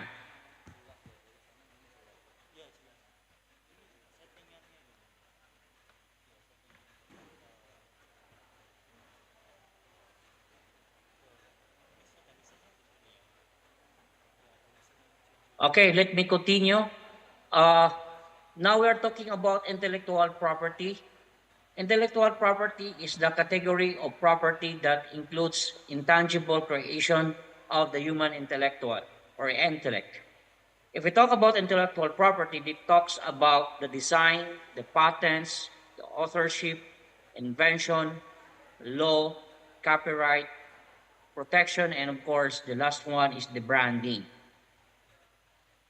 Intellectual property rights are valuable assets for a business, considered as among the most important assets of any business. The importance of IP in business is, number one, it sets your business apart from competitors. Be sold or licensed, providing an important revenue stream. It also offers customers something new and different, and form an essential part of your marketing or branding system. If we talk about the process of research commercialization, here, there are two pathways of research commercialization. Number one is the licensing agreement. If we talk about licensing, it is a grant to a third party the right to use your intellectual property in exchange for a fee or royalty. meaning the third party or the certain company would like to license your technology, would like to license your products that are output of the research activity, it could be done. And this is one way or another that the university can earn profit or revenue out of the licensing agreement. The second one is the spin-off. When we talk about spin-off, it creates a new company based on your intellectual property and become an entrepreneur. The spin-off in our university is that the professor or the researcher or the technology generator is allowed to come up his own company, and we call it spin-off company, and now he can market and he can commercialize the product or the technology that he has developed and be put and placed in the marketplace. And that's one way or another that the company made a share to the university in terms of income and royalty. Now, this is the process of research commercialization. If we talk about research commercialization, first is you have to conduct of research. The second one is that assessment of its novelty, if it is good or not, or it could be, important discovery of the research or the product itself or the technology itself. The third one is the intellectual property disclosure. And number 4 is the intellectual property protection or registration that you have to do, register that into the intellectual property office. And of course, the number 5 is the marketing of the research or the technology. And number 6 is to come up with a startup establishment or a licensing agreement or signing of this agreement between a company and the university for particular that belongs to the number 7, it's about commercialization. And if we talk about commercialization, it is the bringing of the products or the technology in the real market world. And this is one way or another that the number 8 will come in, that the university will have a certain revenue stream or an income output of commercializations of the technology being generated by the researchers. The value of research commercialization. In terms of economic growth, it generates financial benefits by establishing new startups or companies, creating jobs, and requiring more raw materials. Now, another value of the research is the social impact. Research generates impact across different industries to solve many of our world's most urgent problems. It also commercialization brings new inventions and discoveries to bear across healthcare, wellness, education, and of course the environment. Another value of the research commercialization is partnership. If we talk about partnerships, it is a commercialization can strengthen partnerships among research organizations, companies, and greater community. And partnership can continue funding support and boost interest from the investors. Another value of the research commercialization is the innovation and entrepreneurship. Meaning, commercialization helps expose research organizations, like for example, the universities, the research centers, the technology generators, to local business leaders and entrepreneurs. This will also create new opportunities for innovation and entrepreneurship program in the community. If we talk about research commercialization ecosystem in the Philippines, now I have to share with you something how research commercialization ecosystem in the Philippines run.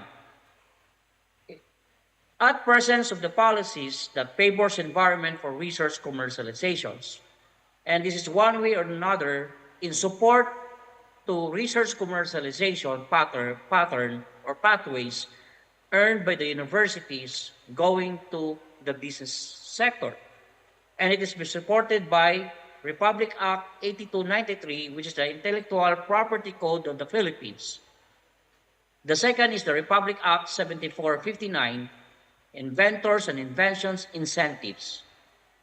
Republic Act 8439, a Magna Carta for scientists, engineers, researchers, and other science and technology personnel in the government. And the last one is the Republic Act 155, which is the Philippine Technology Transfer Act.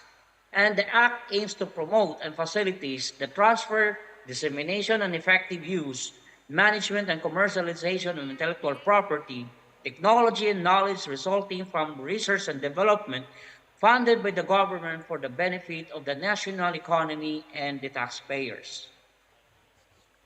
Now, this is the pathway of research or technology transfer in the Philippines. In the university, or in our university itself, we consider the mature technologies that we have developed. And then in identifying the mature technology, it will proceed to the extension or commercialization. If we talk about extension, the objective is to provide materials, increasing production and income of our clients. It is also the kind of educational that change the outlook of the people or develop the individuals. Or it also be an objective to social and cultural, that development of the community. But if we talk about commercialization, we talk about the methods or procedures. It means that we proceed to the licensing or spin-off company because the establishment or producing and selling it yourself by using the licensing and spin-off company agreement. And of course, collaborations with another business or partnership with the private company as well.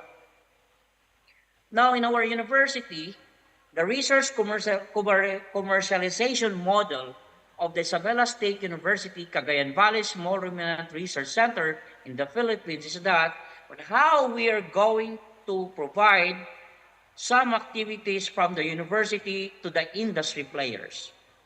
First is that we have to identify the different technologies or mature technologies in the university. And identifying the technologies, we also identified who are the experts of this technology and what are the available facilities do you have. And of course, by determining of these three important factors, you can now say the innovation, the business, and the commercialization. And this is the output of the research activity that being used in the industry. Now, the commercialization pathway is being run by these three concepts: the technology, the experts, and the facilities that will provide innovation, business, and commercialization. Examples of commercialized research or researches in the universities of the Philippines shows like this. The developer. The developer is the University of the Philippines and the Department of Science and Technology, wherein we have identified the problems. The prevalence of common respiratory infections causes a burden on 2 million of people worldwide. Most children acquire multiple respiratory infections during their early years, while asthma remains to be the most common chronic respiratory conditions, even for adults. However, some traditional medicines, if not ineffective, were found toxic, have side effects, and may cause more serious complications. Here, there is a need to validate the efficacy of herbal medications and develop safe and low-cost drugs that are efficient in treating common respiratory infections. We provide solutions by exploring the efficacy of Vitax Ligondo L, and the university researchers formulated a Legondi-based drug which can effectively ease the symptoms of respiratory infections, specifically for cough and asthma. Traditionally used to treat insect and snake bites, ulcers, rheumatisms, sore throat, cough, fever, and clogged sinuses. This plant is common and widely distributed in the Philippines or in the country as well. Now, it is being fully commercialized since 1997 by Pascual Laboratories, which released Lagundi in the market under the brand name Ascop Lagundi.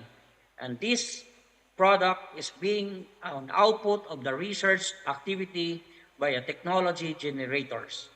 Now, the product reached about 1 billion pesos or 1.8 million US dollar sales after 10 years after its launching in the Philippine market.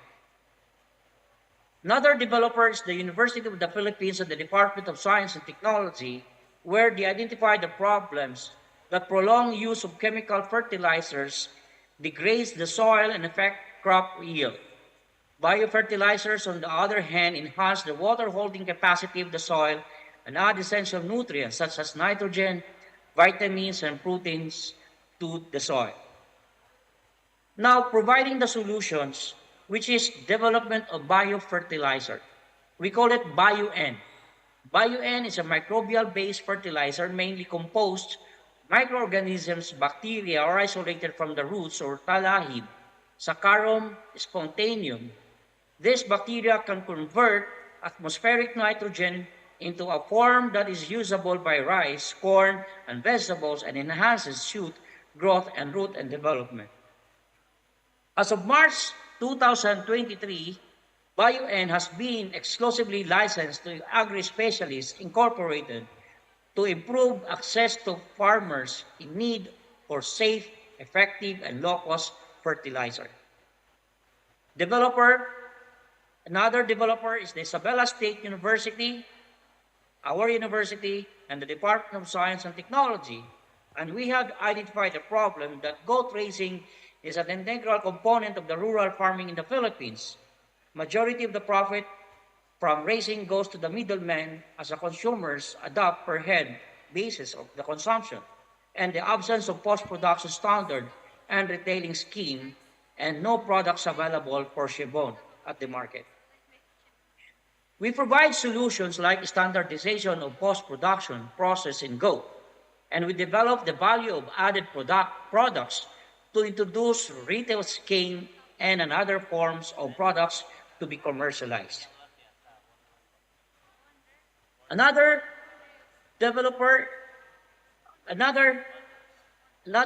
things that consider on goat is that the transfer of science-based practices to improve productivity, and now it is being commercialized or commercialization of research outputs to private sector in 2021 under Agricom Best Foods Company. I am the program leader of this commodity, which we have now commercialized in the market. Now, this is the Agri-Component Best Foods Companies. The company recorded a total sale of 2.3 million pesos in 2022. Another examples of products produced by the Isabela State University now being commercialized by the private companies like Juicy Delights, and of course, the rice chicken. And these are the products are now being commercialized in the market. And the company recorded a total sale of 3 million to 3.5 million respectively in 2022.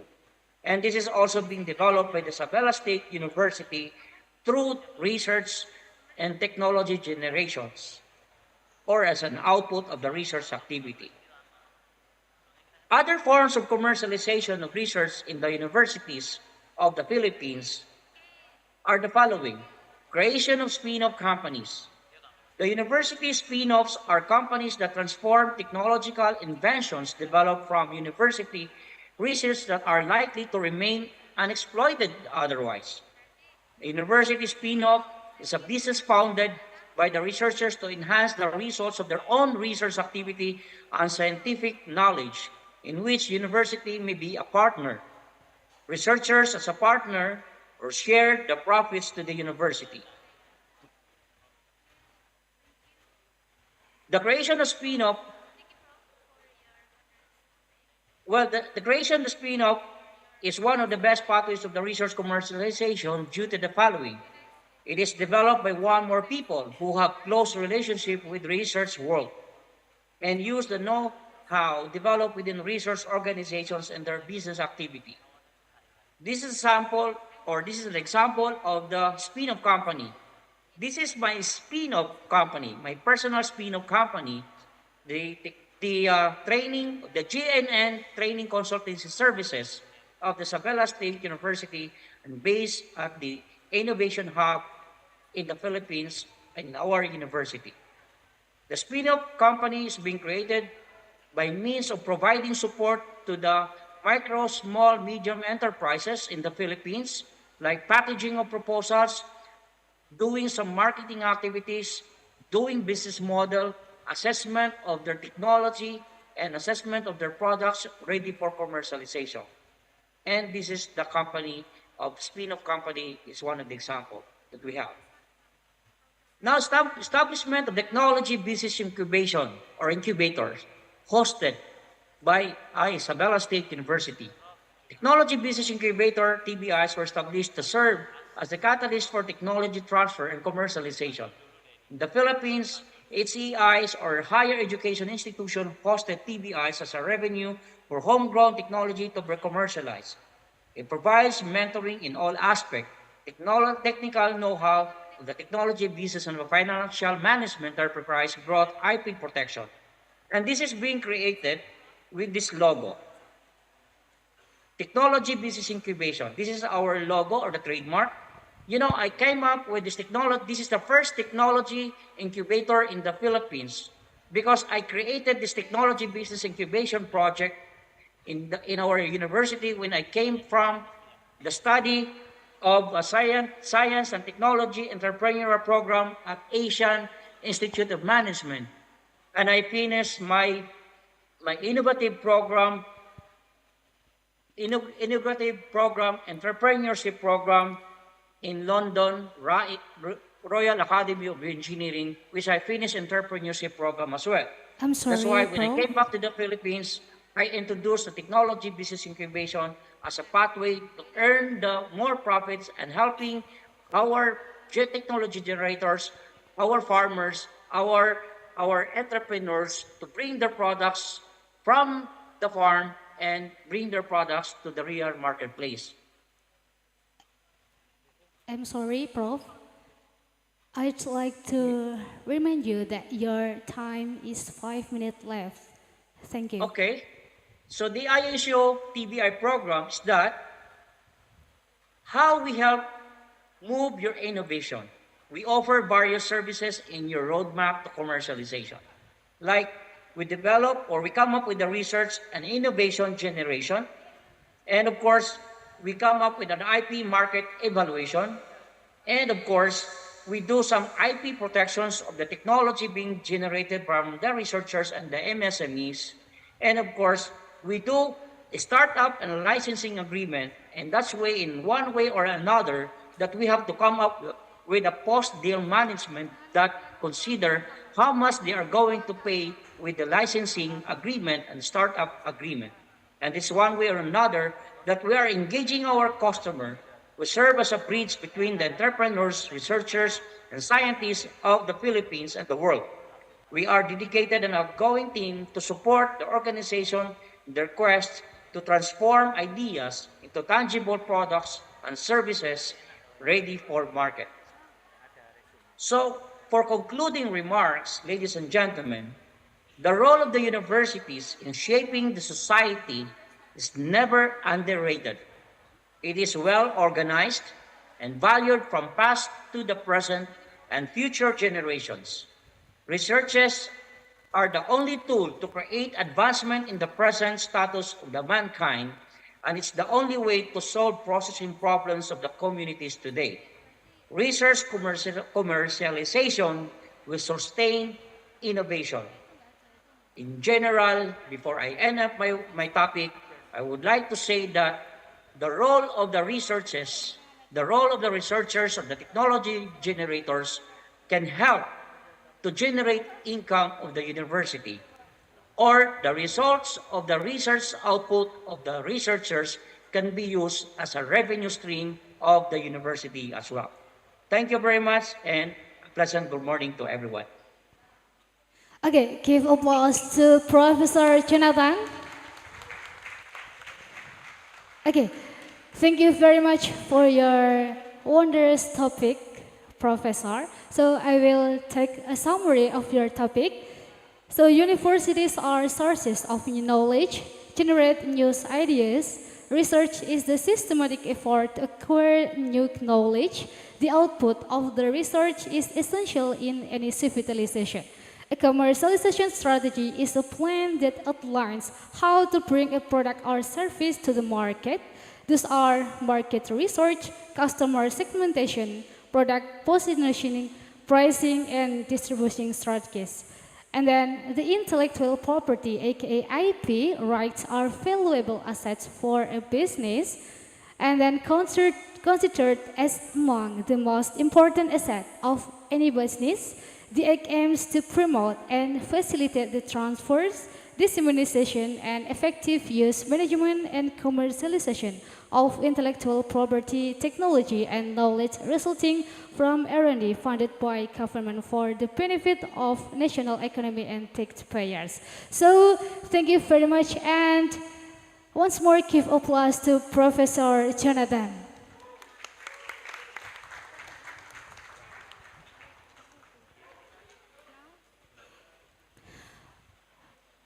Okay, now we move to the fourth speakers. This is Professor Dr. Muhammad Wafil Ahdi, MPDI from KH Abdullah Hasbullah University.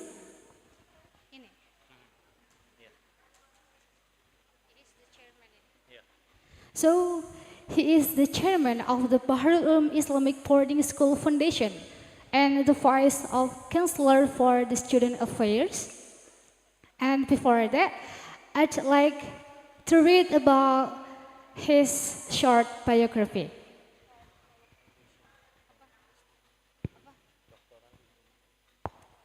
He is in the doctoral in UN Maliki Malang.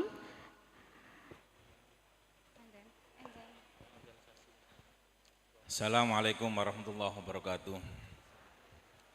Bismillah, alhamdulillah, wassalatu wassalamu ala rasulillah wa alihi wa malam ba'du. Excellency Mr. Rector, Excellency Professor Dr. Abdul Razak Aliman from University Putra Malaysia, Professor Dr. Mulyoto Pangestu from Monash University, and Prof. Jonathan from Philippines. I will talk in management of education issue, especially in boarding school or in madrasah. But I'm sorry, I can speak with Indonesian language because UNESCO set Indonesian language as official language in UNESCO's meeting. Afan ya mutakallimun fi hadhil multaqal ilmiyah sa'atakallam bil lughatil Indonesia ya anna UNESCO qad ta'ayyana hadhil lughah bismi lughatir rasmiyah fi ijtima'at UNESCO. Ini biar menghargai bahasa Indonesia sebagai bahasa resminya UNESCO. Biar nanti yang bahasa Inggris Pak Zul. Terima kasih. Saya akan menyampaikan tema tentang reproduksi ulama melalui pengembangan kurikulum merdeka pada madrasah berbasis pesantren. Ini menjadi isu ketika kurikulum merdeka mulai diterapkan di Indonesia. Padahal selama ini sejarah panjang pondok pesantren menunjukkan bahwa pesantren adalah lembaga pendidikan Islam yang fokus menciptakan atau fokus menyiapkan lulusan-lulusannya yang mendalami dan menguasai ilmu agama atau melakukan proses tafakuh fiddin, dan sebagai pesantren atau madrasah sebagai lembaga reproduksi of ulama. Tradisi pesantren atau great tradition in pesantren adalah kajian-kajian Islam dari kitab kuning atau kitab klasik. Kitab kuning atau kitab klasik ini sebagai mata rantai transisi ketersambungan antara generasi awal Islam dulu dengan generasi sekarang. Maka kitab-kitab yang dicetak dalam lembar-lembar kuning atau kita katakan kitab kuning atau kitab klasik itu dilestarikan atau dikaji di pesantren-pesantren. Tetapi ketika pesantren kemudian membuka madrasah karena tuntutan modernisasi, globalisasi dan kebijakan-kebijakan pemerintah membawa dampak perubahan pada budaya dan pendidikan di pesantren. Kultur pendidikan di pesantren akhirnya harus membuka diri. Pesantren menyelenggarakan pendidikan madrasah formalnya dengan mengikuti standar pendidikan nasional. Data pada Januari 2022, slide-nya operator mungkin bisa ditampilkan. Data per Januari 2022, pesantren di Indonesia itu ada 26.975 pesantren. Penyelenggara pesantren sebagai penyelenggara satuan pendidikan itu ada 14.306 pesantren. Berarti pesantren yang punya madrasah formal itu ada 14.000. Pesantren sebagai satuan pendidikan, ya ini pesantren yang menyelenggarakan madrasah diniyah atau pengajian-pengajian tahassus tanpa membuka madrasah diniyah itu ada tanpa membuka madrasah formal itu ada 12.669. Jumlah santri yang belajar di pesantren se-Indonesia ada 2.065.000. Nah, ini dari data dari Ditpontren Kementerian Agama. Ini artinya ada 14.306 pesantren yang mensinkronkan dan memadukan kurikulum nasional dengan tradisi intelektualitas pesantren. Ketika pemerintah melakukan kebijakan standarisasi pendidikan termasuk kurikulum nasional, maka pesantren mau tidak mau harus mengikuti apa yang menjadi aturan pemerintah, padahal kebijakan pendidikan pemerintah itu tidak bisa dilepaskan dari politik nasional dan perubahan-perubahan sosial. Maka dari sini ada kekhawatiran dari berbagai pihak tentang bagaimana pesantren mengalami pergeseran orientasi pendidikannya dan kehilangan identitasnya sebagai lembaga reproduksi ulama. Maka ketika ada kebijakan kurikulum merdeka, ini menjadi kesempatan bagi pesantren, madrasah-madrasah di pesantren untuk kembali melakukan pelestarian tradisi intelektualitas pesantren, dan proses reproduksi ulama ini bisa menjadi lebih mudah ketika ada kurikulum merdeka. Nah, kenapa reproduksi ulama ini juga harus dipertimbangkan sangat penting? Karena berdasarkan laporan dari Forum IJIS itu menunjukkan ekspresi keberagamaan umat Islam di Indonesia 5 tahun atau bahkan 7 tahun terakhir ini menunjukkan wacana dan diskusi baru dalam mengkontekstualisasikan praktek-praktek Islam, sehingga kita kita lihat adanya manipulasi simbol-simbol dan ritual agama. Ada konservatisme, radikalisme, terorisme, formalisme, dan politisasi agama.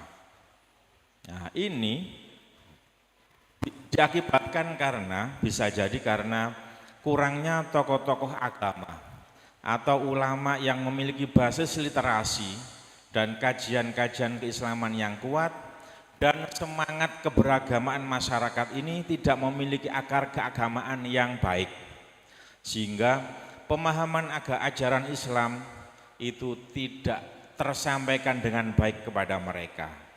Maka ini ketika terjadi krisis ulama menyebabkan semangat keberagamaan masyarakat ini menjadi jauh dari apa yang dipahami oleh para ulama-ulama yang memiliki otoritas di dalam memahami ajaran teks-teks agama. Maka harapan pada madrasah yang berbasis pesantren harus mampu melakukan pengembangan kurikulumnya. Mumpung ada kurikulum merdeka, agar bisa mengikuti standar proses pembelajaran yang ditetapkan pemerintah sekaligus bisa kembali menyelenggarakan kajian-kajian tradisi intelektualitas pesantren untuk melakukan reproduksi ulama. Slide-nya di teori pengembangan kurikulum, Mas. Ini. Pada dasarnya kurikulum adalah jantung pendidikan yang merupakan gambaran konstruksi dan wajah pendidikan yang akan diterapkan di sebuah lembaga pendidikan. Kurikulum sebagai simbol interaksi sosial antara lembaga pendidikan dengan stakeholder yang memiliki kepentingan terhadap produk-produk hasil kurikulum itu. Jadi output dari madrasah inilah yang akan diserap oleh pasar, maka pasar, masyarakat yang punya kepentingan bagaimana produk-produk dari madrasah itu harus punya kompetensi-kompetensi yang mereka harapkan. Nah, maka pengembangan kurikulum itu pada dasarnya mempertimbangkan landasan filosofis yang berkembang di masyarakat. Ini bisa termasuk negara, maka bisa jadi ini juga berdasarkan undang-undang ataupun nilai-nilai yang berkembang di masyarakat. Kemudian juga landasan sosiologis untuk melakukan pengembangan kurikulum itu kondisi permintaan pasar, permintaan atau harapan dari masyarakat. Bagaimana madrasah yang berbasis pesantren ini melahirkan produk-produk lulusannya yang sesuai dengan harapan mereka.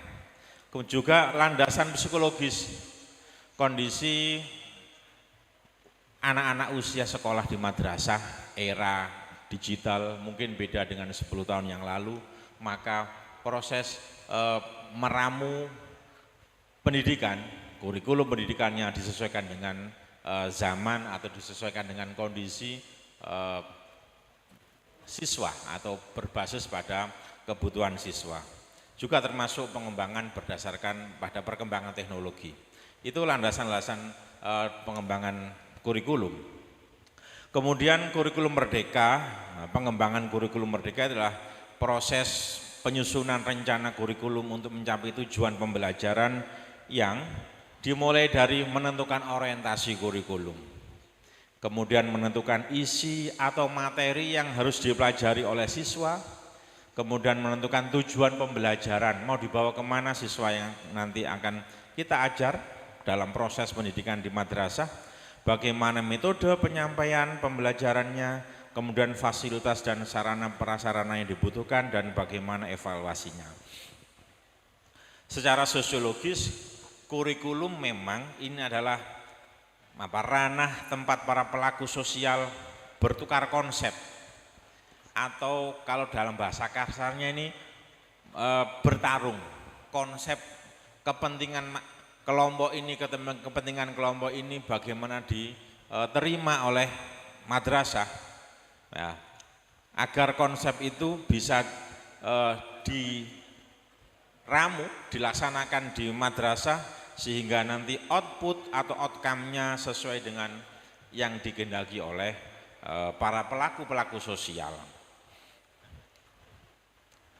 Kemudian juga pengembangan kurikulum atau penyusunan pengembangan kurikulum itu tidak bisa dilepaskan dari kondisi politik dan ideologi negara.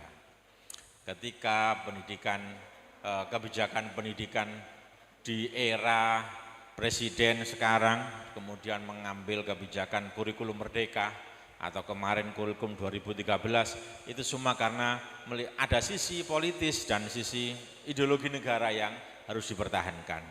Maka menyusun pengembangan kurikulum itu juga harus mempertimbangkan kepentingan-kepentingan negara dan juga politik yang ada pada masa di mana kebijakan itu dikeluarkan. Karena pendidikan adalah aset penting bagi negara dalam mempersiapkan generasi muda, sehingga kebijakan negara dalam mengurus pendidikan sering dimanfaatkan oleh kepentingan politik dengan dijadikan sebagai salah satu komoditas dalam meraih dukungan dalam partisipasi politik. Maka ini juga perlu juga dikritisi. Kurikulum 2013 8 tahun dilaksanakan, belum sampai dipraktekkan dengan maksimal sudah ganti kurikulum merdeka. Maka ketika kebijakan-kebijakan pendidikan pemerintah, politik pendidikan pemerintah ini juga perlu kita kritisi meskipun nggak bisa kita hindari. Nah, adanya kebijakan kurikulum merdeka ditinjau dari kacamata sosiologis dan politis merupakan kehendak negara untuk meloloskan kepentingannya agar hasil dari produk kurikulum itu bisa sesuai dengan perkembangan dan kebutuhan masyarakat. Tapi di sisi yang lain, pesantren sampai sekarang masih diharapkan oleh masyarakat sebagai lembaga yang melahirkan kader-kader ulama. Ini terjadi gap antara tujuan pendidikan pemerintah dengan tujuan pendidikan yang ada di pesantren. Maka kurikulum merdeka yang memberikan fleksibilitas, kesempatan kepada para pemangku kebijakan di madrasah untuk menyusun kurikulumnya, ini adalah kesempatan.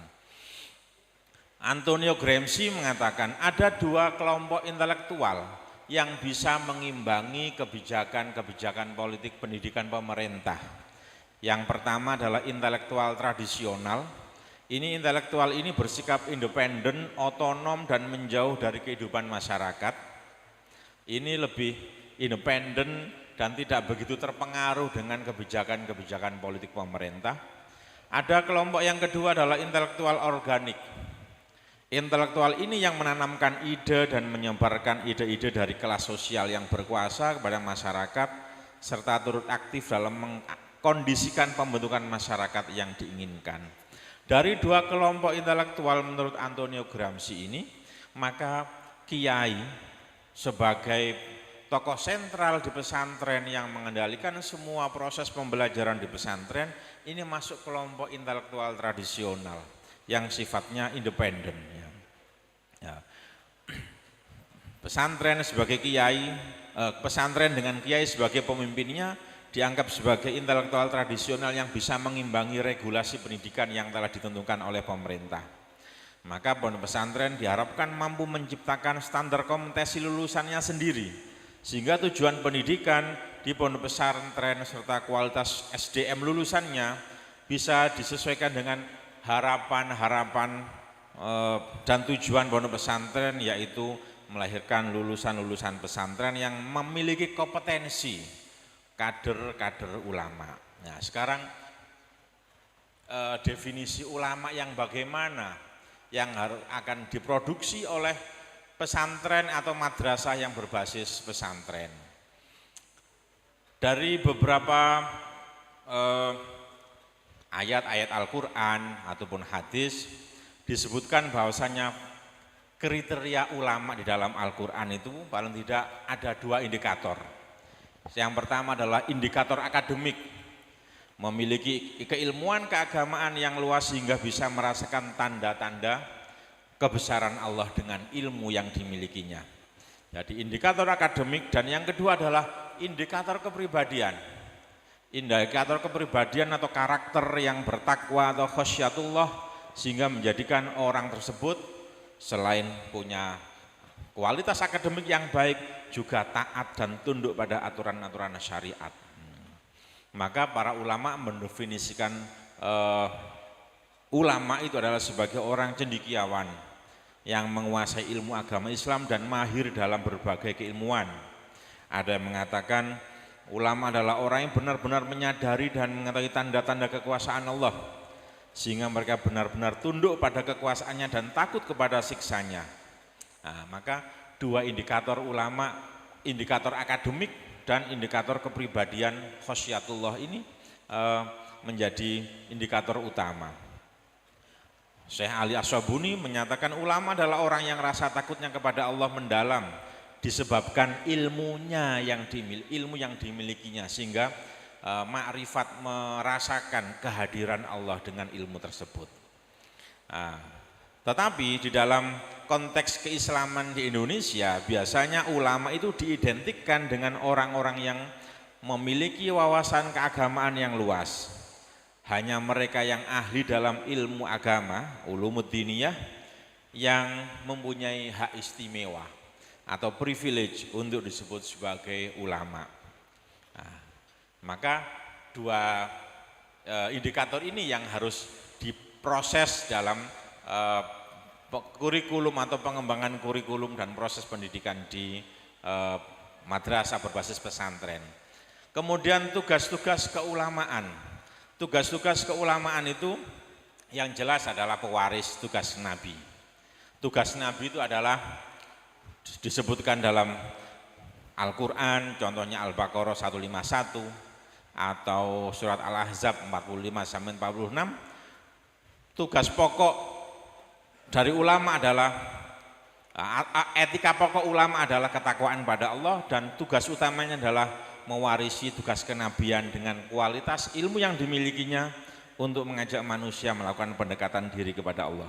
Jadi intinya inna arsalnaka syahidan wa mubasyiran wa nadhiran wa da'iyan ilallahi bi'idnihi wa sirajan munira. Ini tugas-tugas kenabian yang harus dilanjutkan oleh kader-kader ulama, produk dari atau output dari madrasah berbasis pesantren. Bisa melaksanakan tugas-tugas keulamaan. Tetapi Ibnu Qayyim Al-Jauzi melihat ulama dari sisi sosiologis, karena ulama ini sebagai penghubung antara ajaran Islam dengan umat Islam, sehingga sering kita lihat ulama itu berperan sebagai figur yang menentukan di tengah masyarakat atau agent of social change di masyarakat. Hubungan umat Islam dengan pemerintah, politik, sosiokultural dan pendidikan ini ulama menentukan sekali. Maka benar yang sama dengan yang dikatakan Clifford Geertz, ulama sebagai cultural broker. Yang pilihan yang ditentukan oleh ulama inilah yang nanti akan merubah kondisi masyarakat. Ini tugas sosial ulama. Contoh sekarang di era mendekati pilpres saja, ulama-ulama didatangi untuk mempengaruhi, ya, mempengaruhi kondisi masyarakat. Maka tugas-tugas keulamaan itu bisa ada tugas intelektual, tugas bimbingan keagamaan, tugas komunikasi dengan umat, tugas penegakan syariat Islam, tugas mempertahankan hak-hak umat, dan tugas berjuang melawan musuh-musuh Islam. Pada akhirnya ulama tidak hanya ngurusi masalah keagamaan saja, tapi ulama juga mengurusi berbagai persoalan sosial yang timbul di masyarakat melalui pendekatan agama. Nah, maka di sini madrasah di pesantren punya tugas bagaimana melakukan proses reproduksi ulama dengan melahirkan lulusan-lulusan yang memiliki karakter atau memiliki dua indikator ulama, keilmuan dan ketakwaan, sekaligus mereka juga bisa mampu melaksanakan tugas-tugas keulamaan yang lain, termasuk tugas-tugas sosial sebagai agent of change, ya, social change. Nah, maka pengembangan kurikulum madrasah berbasis pesantren di era kurikulum merdeka ini bisa dilakukan dengan yang pertama menentukan visi dan misi tujuan madrasah yang bisa melahirkan lulusan untuk menguasai tradisi intelektualitas pesantren. Jadi kajian-kajian kitab turos itu harus kembali dikaji di madrasah-madrasah berbasis pesantren sehingga mereka memiliki kemampuan intelektualitas berbasis kitab turos dan terampil dalam membina masyarakat di bidang keagamaan. Ada unsur sosialnya, harus bisa berdakwah di masyarakat. Kemudian yang kedua, pengembangan kurikulum dengan menentukan orientasi pelestarian nilai-nilai pesantren melalui internalisasi tradisi pesantren dalam aturan-aturan tertulis di lingkungan madrasah, sehingga vibes pesantrennya itu terasa di madrasah. Yang ketiga, rekrutmen pendidik yang harus mensyaratkan pendidik itu memahami lingkungan dan tradisi-tradisi intelektualitas pesantren. Yang keempat, menyusun pengembangan struktur kurikulum dengan berbasis tradisi intelektualitas pesantren. Di KMA, Keputusan Menteri Agama yang mengatur struktur kurikulum agama Islam itu hanya 5. Akidah akhlak, Al-Quran hadis, fikih, bahasa Arab, dan sejarah kebudayaan Islam. Maka untuk membangun tradisi intelektualitas pesantren maka 5 rumpun ini perlu dikembangkan. Materi akidah akhlak bisa dikembangkan, tauhid juga dengan akhlak atau tasawufnya. Materi Al-Quran hadis bisa dikembangkan menjadi tafsir, ilmu tafsir, hadis, mustalah hadis. Kemudian rumpun fikih itu bisa dikembangkan melalui ilmu fikih, usul fikih, qawaid fikih, faraid, dan tarikh tasyri'. Kemudian rumpun bahasa Arab bisa dikembangkan dengan nahwu, shorof, balaghah, arud, mutola'ah, insya, dan khot imla. Dan rumpun sejarah kebudayaan Islam bisa dikembangkan dengan kajian tarikh Islam dan tarikh Islam Indonesia. Sejarah perkembangan Islam di Indonesia.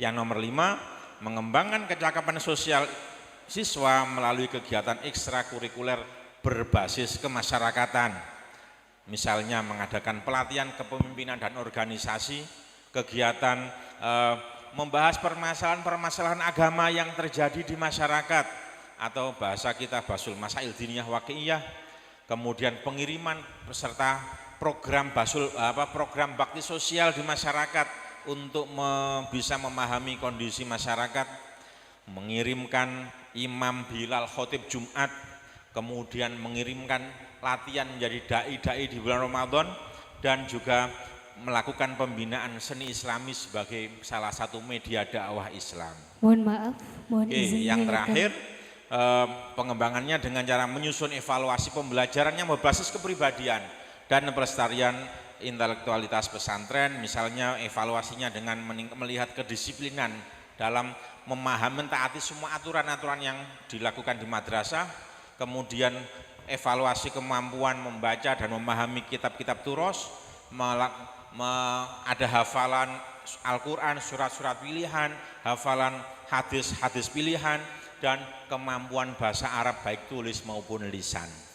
Saya kira itu ada 6 langkah pengembangan kurikulum madrasah berbasis pesantren di era kurikulum merdeka agar bisa melakukan proses reproduksi ulama. Yang terakhir kesimpulannya Mas, tolong yang terakhir.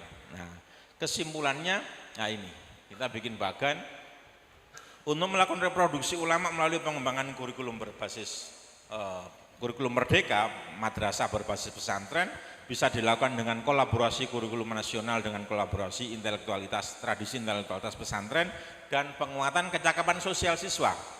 Kolaborasinya kurikulum dengan mengembangkan visi misi dan tujuan madrasah yang berbasis intelektualitas pesantren dan menyusun struktur kurikulum penguatan proses tafakuh fiddin.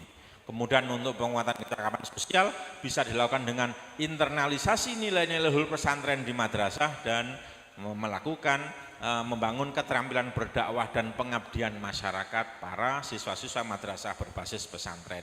Dengan demikian proses tafakuh fiddin, proses reproduksi ulama di madrasah berbasis pesantren ini mendapatkan rekognisi dari pemerintah, juga tujuan dari pesantren itu bisa tercapai. Demikian yang bisa saya sampaikan. Mohon maaf. Assalamualaikum warahmatullahi wabarakatuh. Okay, give applause to Assist Prof. Muhammad Wafil Ahdi. So, thank you very much for your wondrous topic, Prof. And now I would like to take a summary of this topic with Indonesian language. Pesantren yang saat ini menjadi transformasi modern sekaligus sebagai satuan pendidikan telah mulai kehilangan reproduksi ulama, sehingga melalui kurikulum merdeka sebagai pendukung untuk memunculkan reproduksi ulama itu tadi. Kemudian intelektual terbagi menjadi 2, yakni intelektual Confucian dan intelektual tradisional. Ulama yang dalam hal ini berperan sebagai center of education merupakan tergolong dalam intelektual tradisional, serta ulama memiliki 2 indikator, yakni indikator akademik dalam bidang keilmuan serta indikator kepribadian. Tugas ulama adalah takwa kepada Allah dan tugas ulama adalah mewakili ilmu Nabi dengan ilmu yang dimiliki, serta fungsi ulama yakni sebagai cultural development yang dapat mengubah kondisi sosial di masyarakat. Okay, once more, thank you for your wondrous topic and give applause to Assist Prof. Muhammad Wafil Ahdi.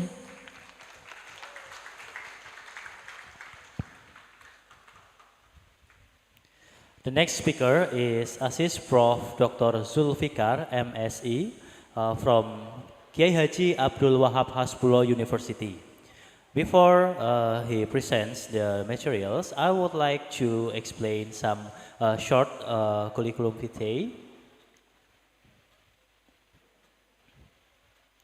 Dr. Zulfikar is a permanent lecturer at KHA Wahab Hasbullah University. Born in Sidoarjo on 24 November 1968, he received a Bachelor of Agronomy from Shia Kuala Lumpur University, Aceh, and Master in Statistics from 10 November Institute Technology of Surabaya, and the doctoral program in the field of biology with concentration in biotechnology and the field of biomodeling at the University of Brawijaya. Work experience start from being a lecturer at STIMIC Bahrul Ulum from 2005 to 2013 and a lecturer at STAI Bahrul Ulum from 2006 to 2012. As a permanent lecturer at the Faculty of Information Technology from 2013 until now. Once trust was chairman of LPPM STIMIC Bahrul Ulum from 2005 till 2009. Editor-in-chief of the scientific journal Science Ekbu in 2009 to 2013. Served as assistant chairman for academic affairs at STIMIC Bahrul Ulum 2007 to 2009. Received an individual competitive research grant in the field of EXAT from the Republic of Indonesia, Ministry of Religion, Higher Education in 2010. Collective competitive research in the field of socio-religious research in 2011. Bachelor lecture research from Ristek Dikti in 2012. Received the prototype output grant 2023 from the Directorate Research on Technology and Community Services of Ministry of Education and Culture, Research and Technology. Okay, without further ado, let's get started. To Dr. Zulfikar, you have 30 minutes to explain your materials. Time is yours. Assalamualaikum warahmatullahi wabarakatuh. When I Rabi, Chancellor Kiai Haji Abdul Wahab Hasbullah, Prof. Kata Ciptadi, and Herliany, Assistant Professor Dr. Miyoto Mangistu from Monash University, and Herliany, Prof. Jonathan M. Nagoya, Philippines. Welcome to Prof. Abdul Razak Alimun from University Putra, Malaysia. Please have community to share set screen PPT.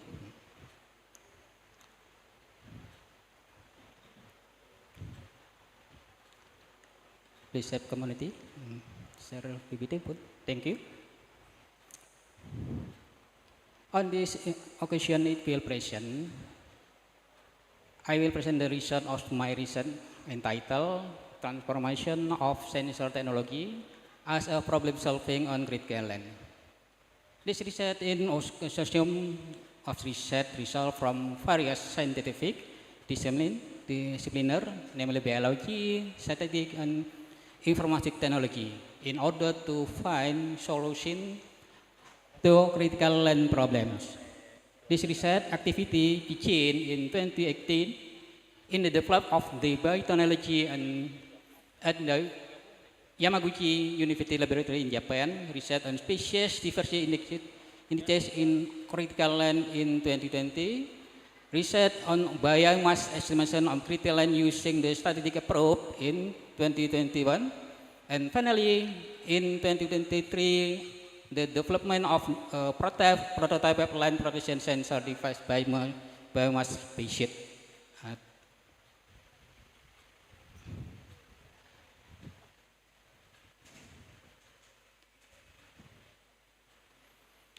The research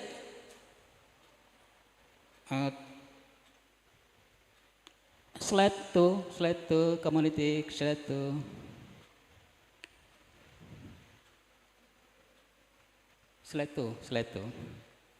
research.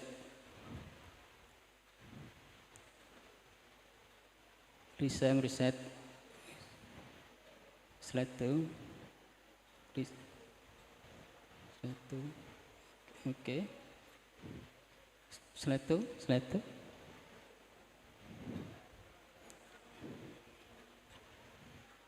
Resume reset. Resume reset.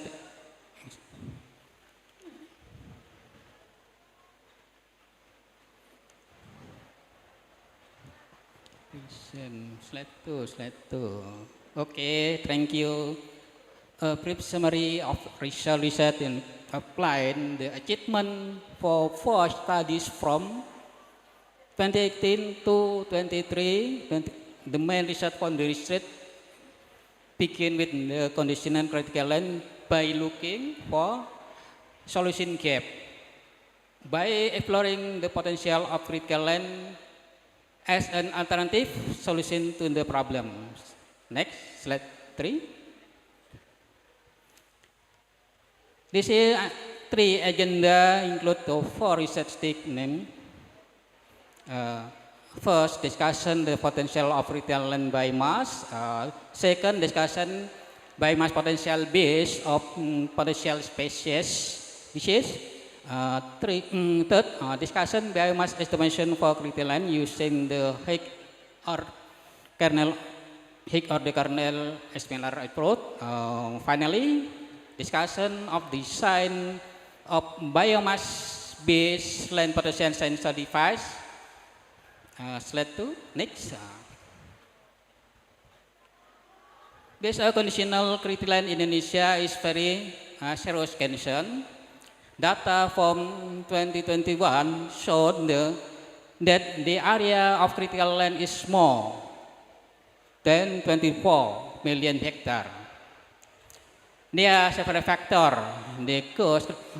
that cause critical land, including first, change in the land use, second, decline in the land cover quality index, third, level of natural disaster in East Java is the orange zone category with value 350 to 7 on the site. Finally, forest damage amounted to 12.63 million hectares from 2009 to 2021. Slide next. Slide 5.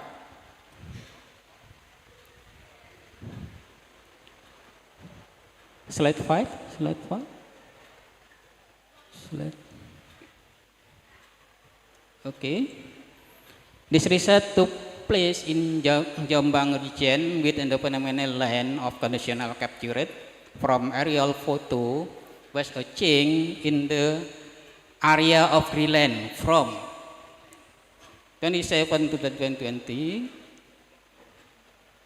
Rule on the government local has implemented a control program to reduce the decline in green land area when the large target was 30 hectare for only 25 were achieved in 76% in 2020.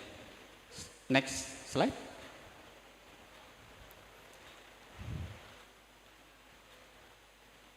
Roadmap reset from 2013 to 2023 can be split as follows. First, in 2018, the best isolate from production biotech was successful identified. In 2020, species diversity analysis of vegetation growing on critical land was successful carried out. Third, tree biomass was successful estimated with using the high order canal estimator probe. Finally, successful design a sensor device as a biomass measure tool. Slide 7. Next 7.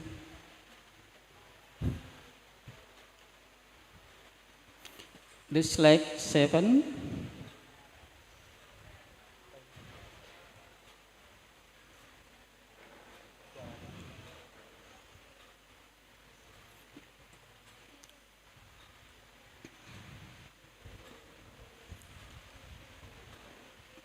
The reset location was carried out for 15 the strategy implemented.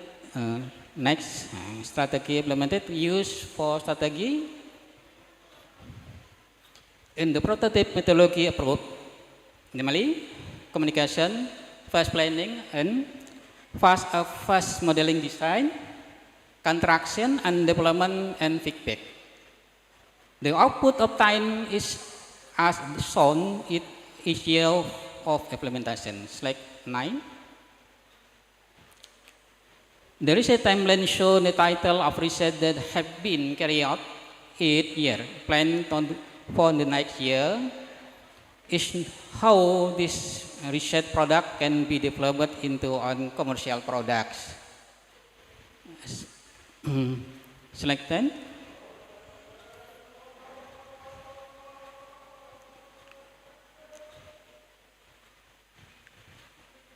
We cancel. Tidak hearing azan, guys. Iya. Mas. Okay, it continues. Slide 10, indicate result of isolate from genomic DNA extract on the equation sequencing of the DNA. This is two species of the isolate from the nation in Candylus tropicalis. Slide 20, result, text.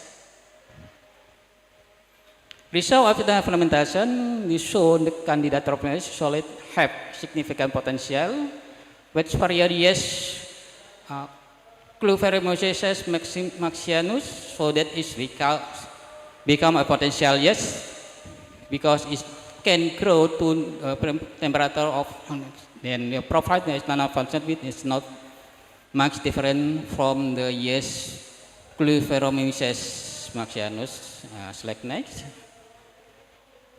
Next. Concentration of species attest result showed the second the sum of species various. Species have a graded variant tend to have high abundance of and relative when viewed from a picture plot can get further from the center. Next. Slide next. Species diversity index show the both the phyletic and subdistic level on degraded land provided a range of Shannon-Wiener index value between 1 and 3, which means that this area has abundance of moderate species. Next.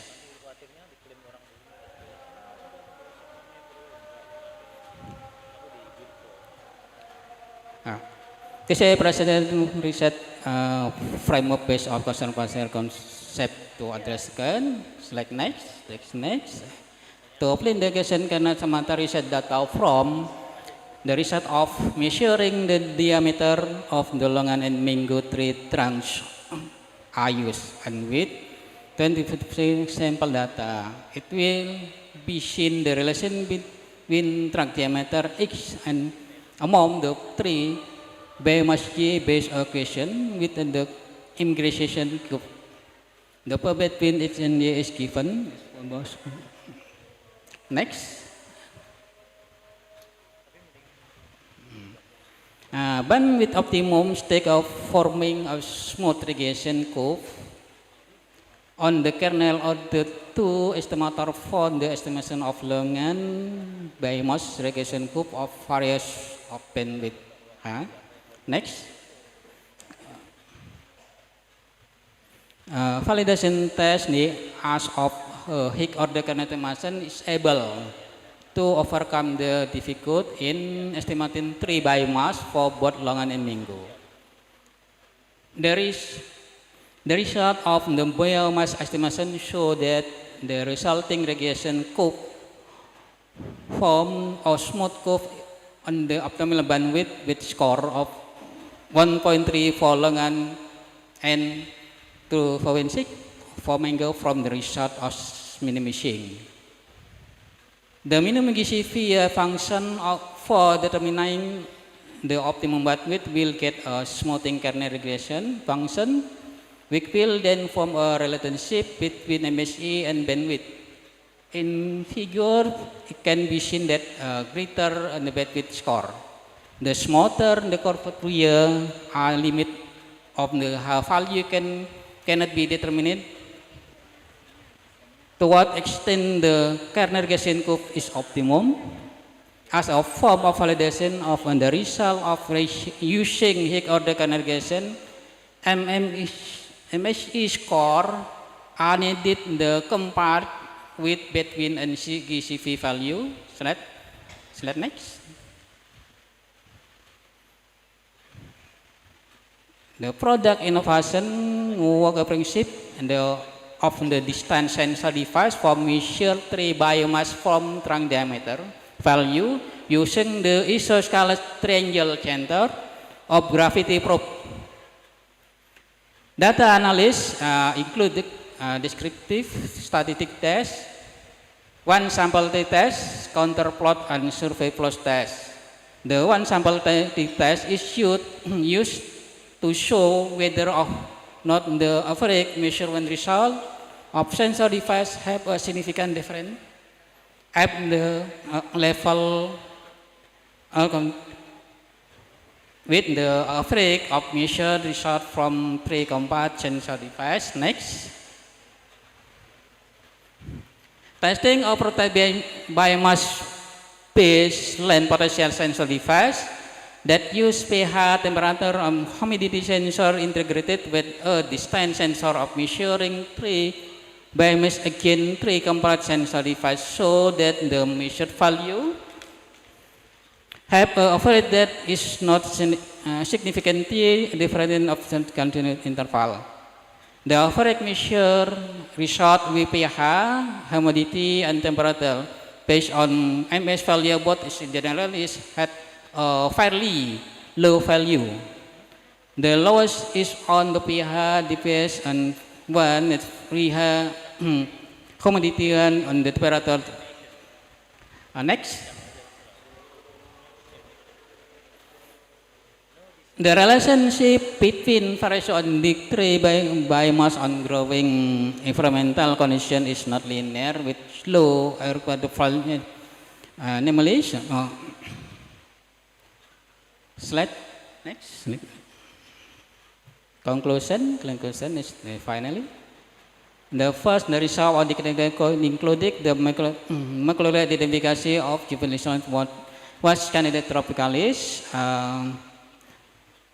Based on analysis of species diversity showed that both the phylic of subdistrict level on degraded land provide a range of Shannon-Weiner index value between 2 and 3 weeks, mean then that this area has abundance of protected species.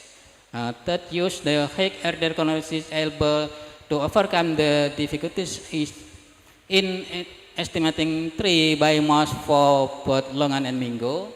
The result of the biomass estimation show that the resulting regression curve form a smooth curve of the optimal bandwidth. Testing of prototype biomass-based land potential sensor device that use pH, temperature, of humidity sensor integrated with a distance sensor for measuring tree biomass, again tree comparative sensor device, show that the measured value have a average that is not significantly. Thank you.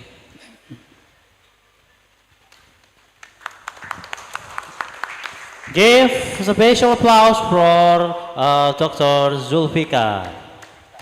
Okay, I would like highlight the material. A potential isolate was identified in critical land with the yeast Candida tropicalis, which had bioethanol potential equivalent to the yeast Curenomyces maxianus. Yeah. in a temperature resistant test of up to 40 degrees Celsius. Analysis of the species diversity index show that both the village and the sub-district level on the critical land provide a range of Shannon-Wiener index values between 1 and 3, which means this area has a medium abundance of species. The biomass estimation results show that the resulting regression curve form a smooth curve at the optimal bandwidth with score of 1.3 for long N and 2.6 for mango from the result of minimizing the GCV function.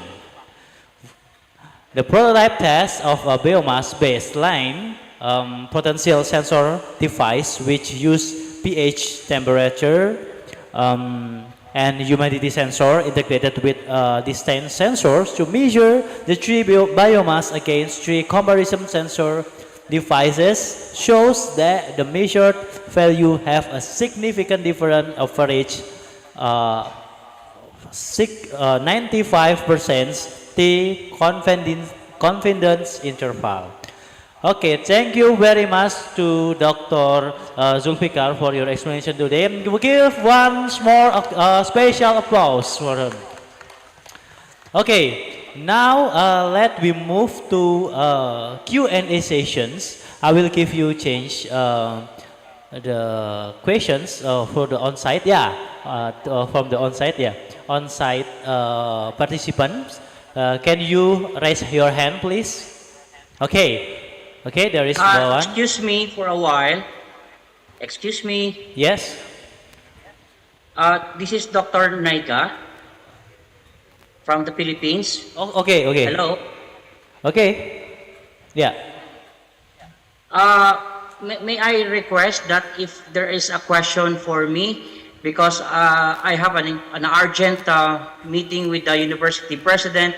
I was called. That's why I would like to request if there is a questions related to my presentations. I'll be the one to. They will be the one to ask me first. Okay. Okay. Thank you, Prof. Jonathan Naikia. Any question for Prof. Jonathan Naikia? Both virtual participant or on-site participant? Any question to Prof. Jonathan?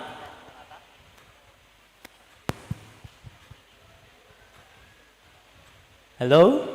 Hello, the audience. Any questions? No?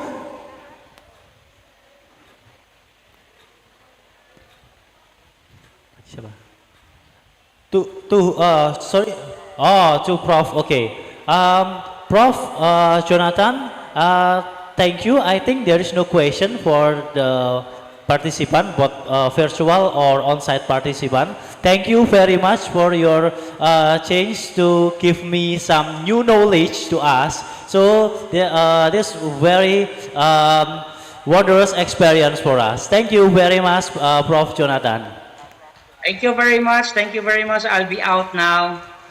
Thank you. See you next time. Okay. Okay, now let's turn the questions. Please tell about your name and what to whom the question is. Bismillahirrahmanirrahim. Assalamualaikum warahmatullahi wabarakatuh. I have some question to Professor Abdul Razak. It's question that have a relationship with exchange climate and global warming.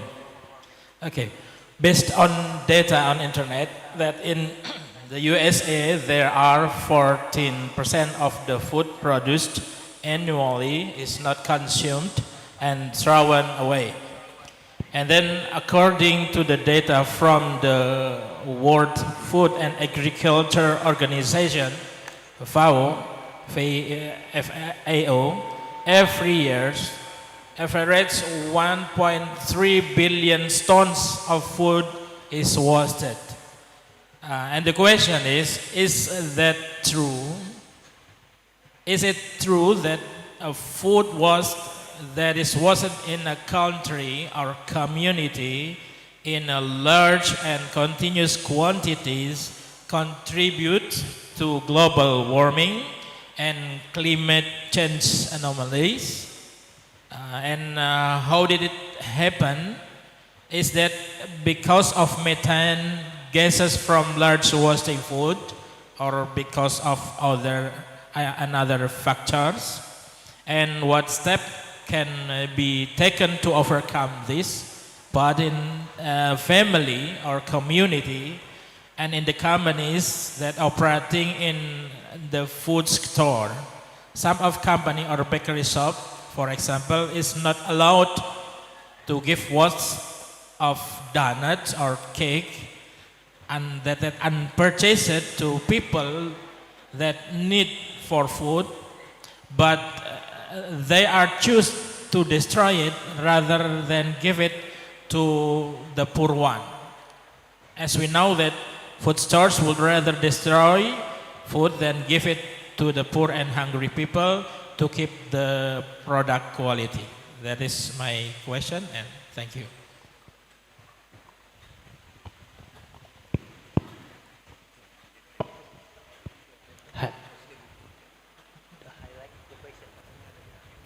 Oh yeah. Okay, I want to highlight the questions. Okay, you ask.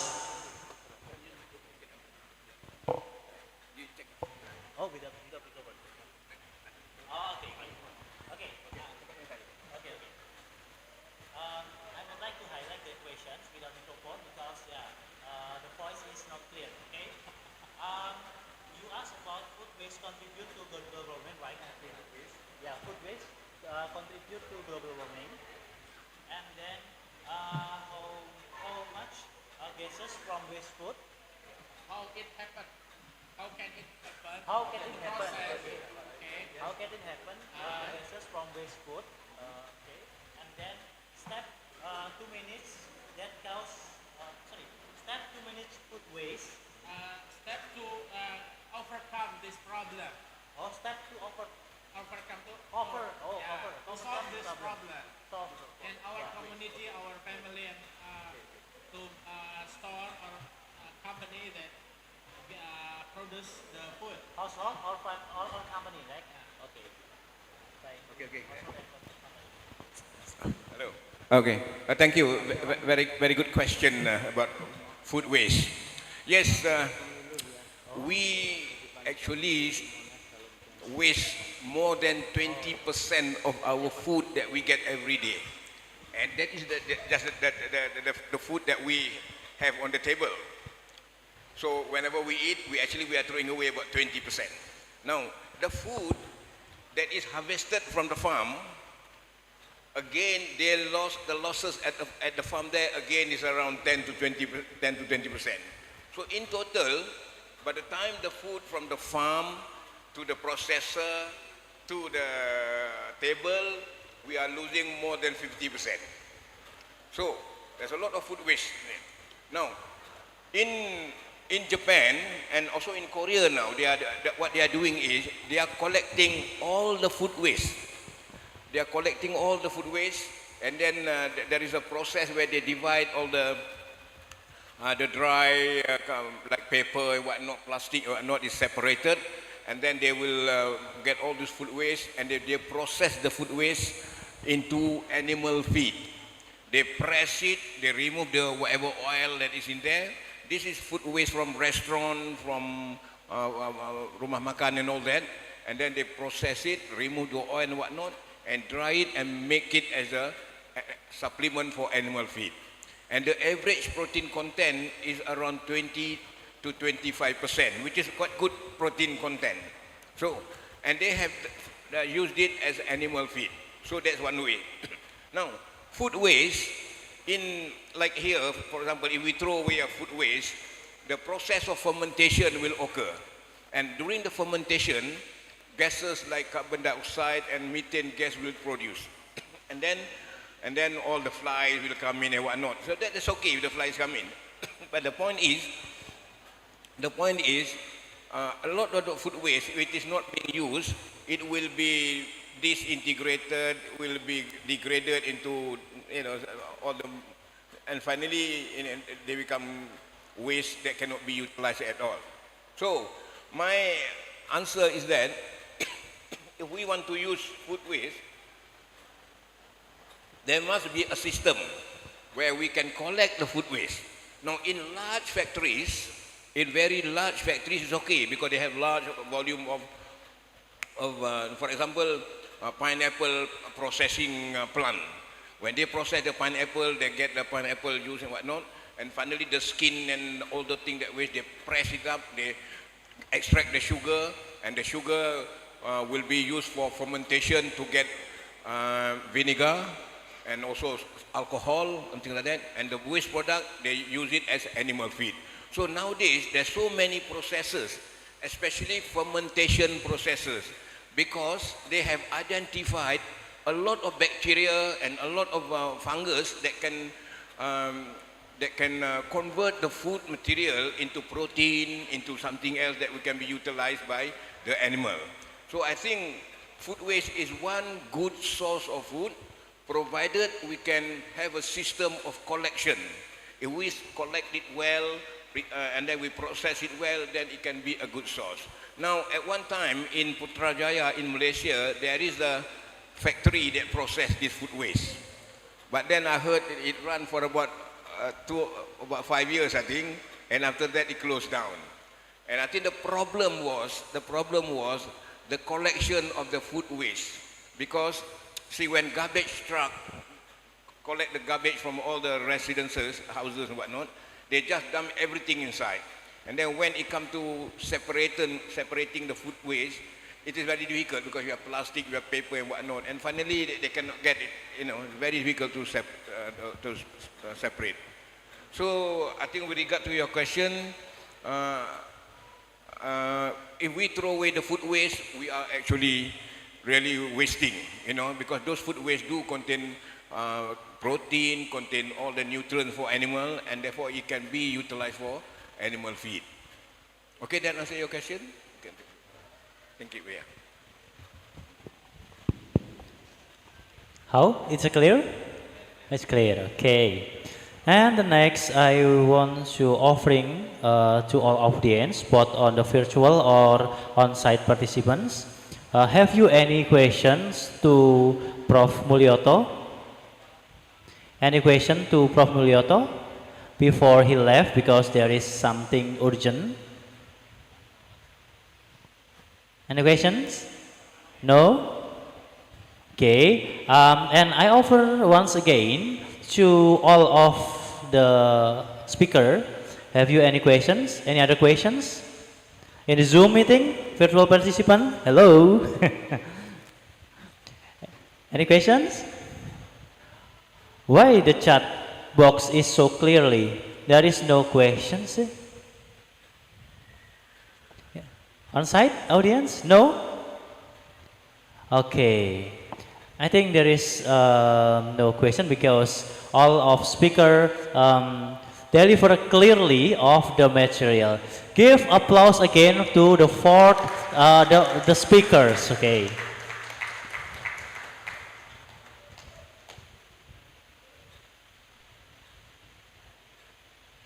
Okay, finally, I would like to thank you all for joining us today. I hope you have learned something new, experience and useful from this seminar. Thank you very much and have a great day. Wassalamualaikum warahmatullahi wabarakatuh.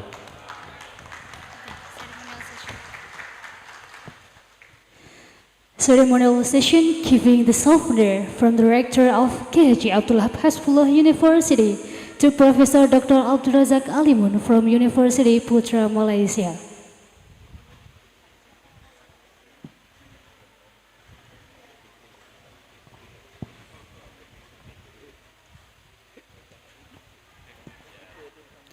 To the Rector of University KHG Wahab Hasbullah and Prof. Abdul Razak Alimun, can we move to in front of the stage for the ceremonial of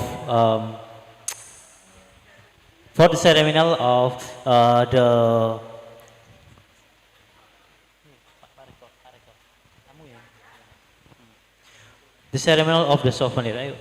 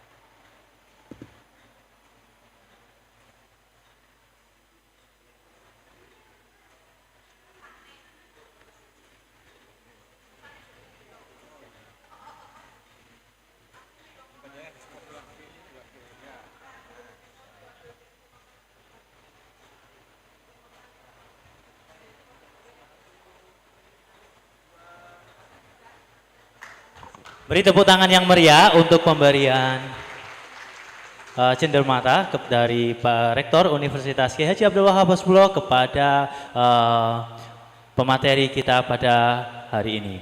Selanjutnya adalah pemberian sertifikat kepada ketiga pemateri.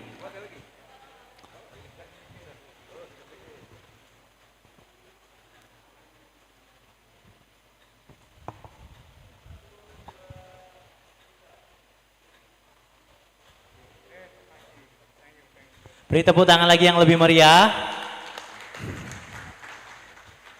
Baik, selanjutnya dari Pak Rektor kepada Pak Wafi. Ya.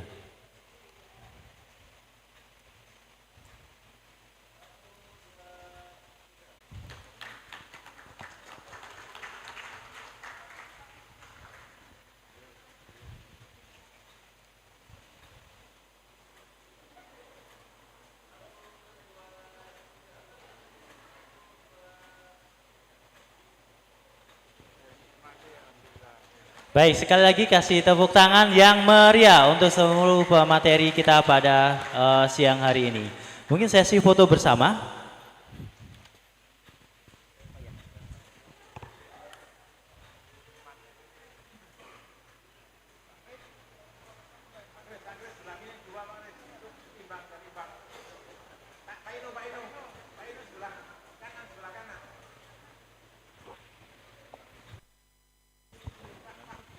Tes. Oh ya, Pak Kris, Pak Ino.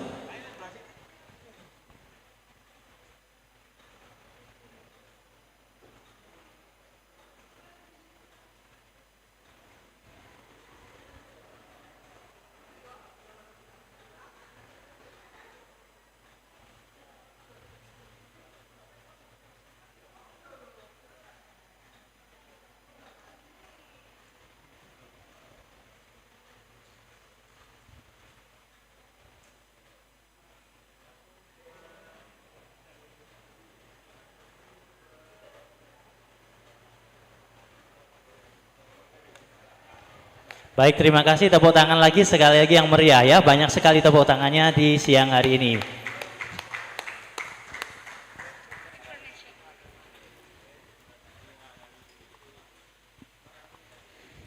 Information for parallel session, all the participants who have finished the presentation to leave the venue because there is a special awarding for some categories.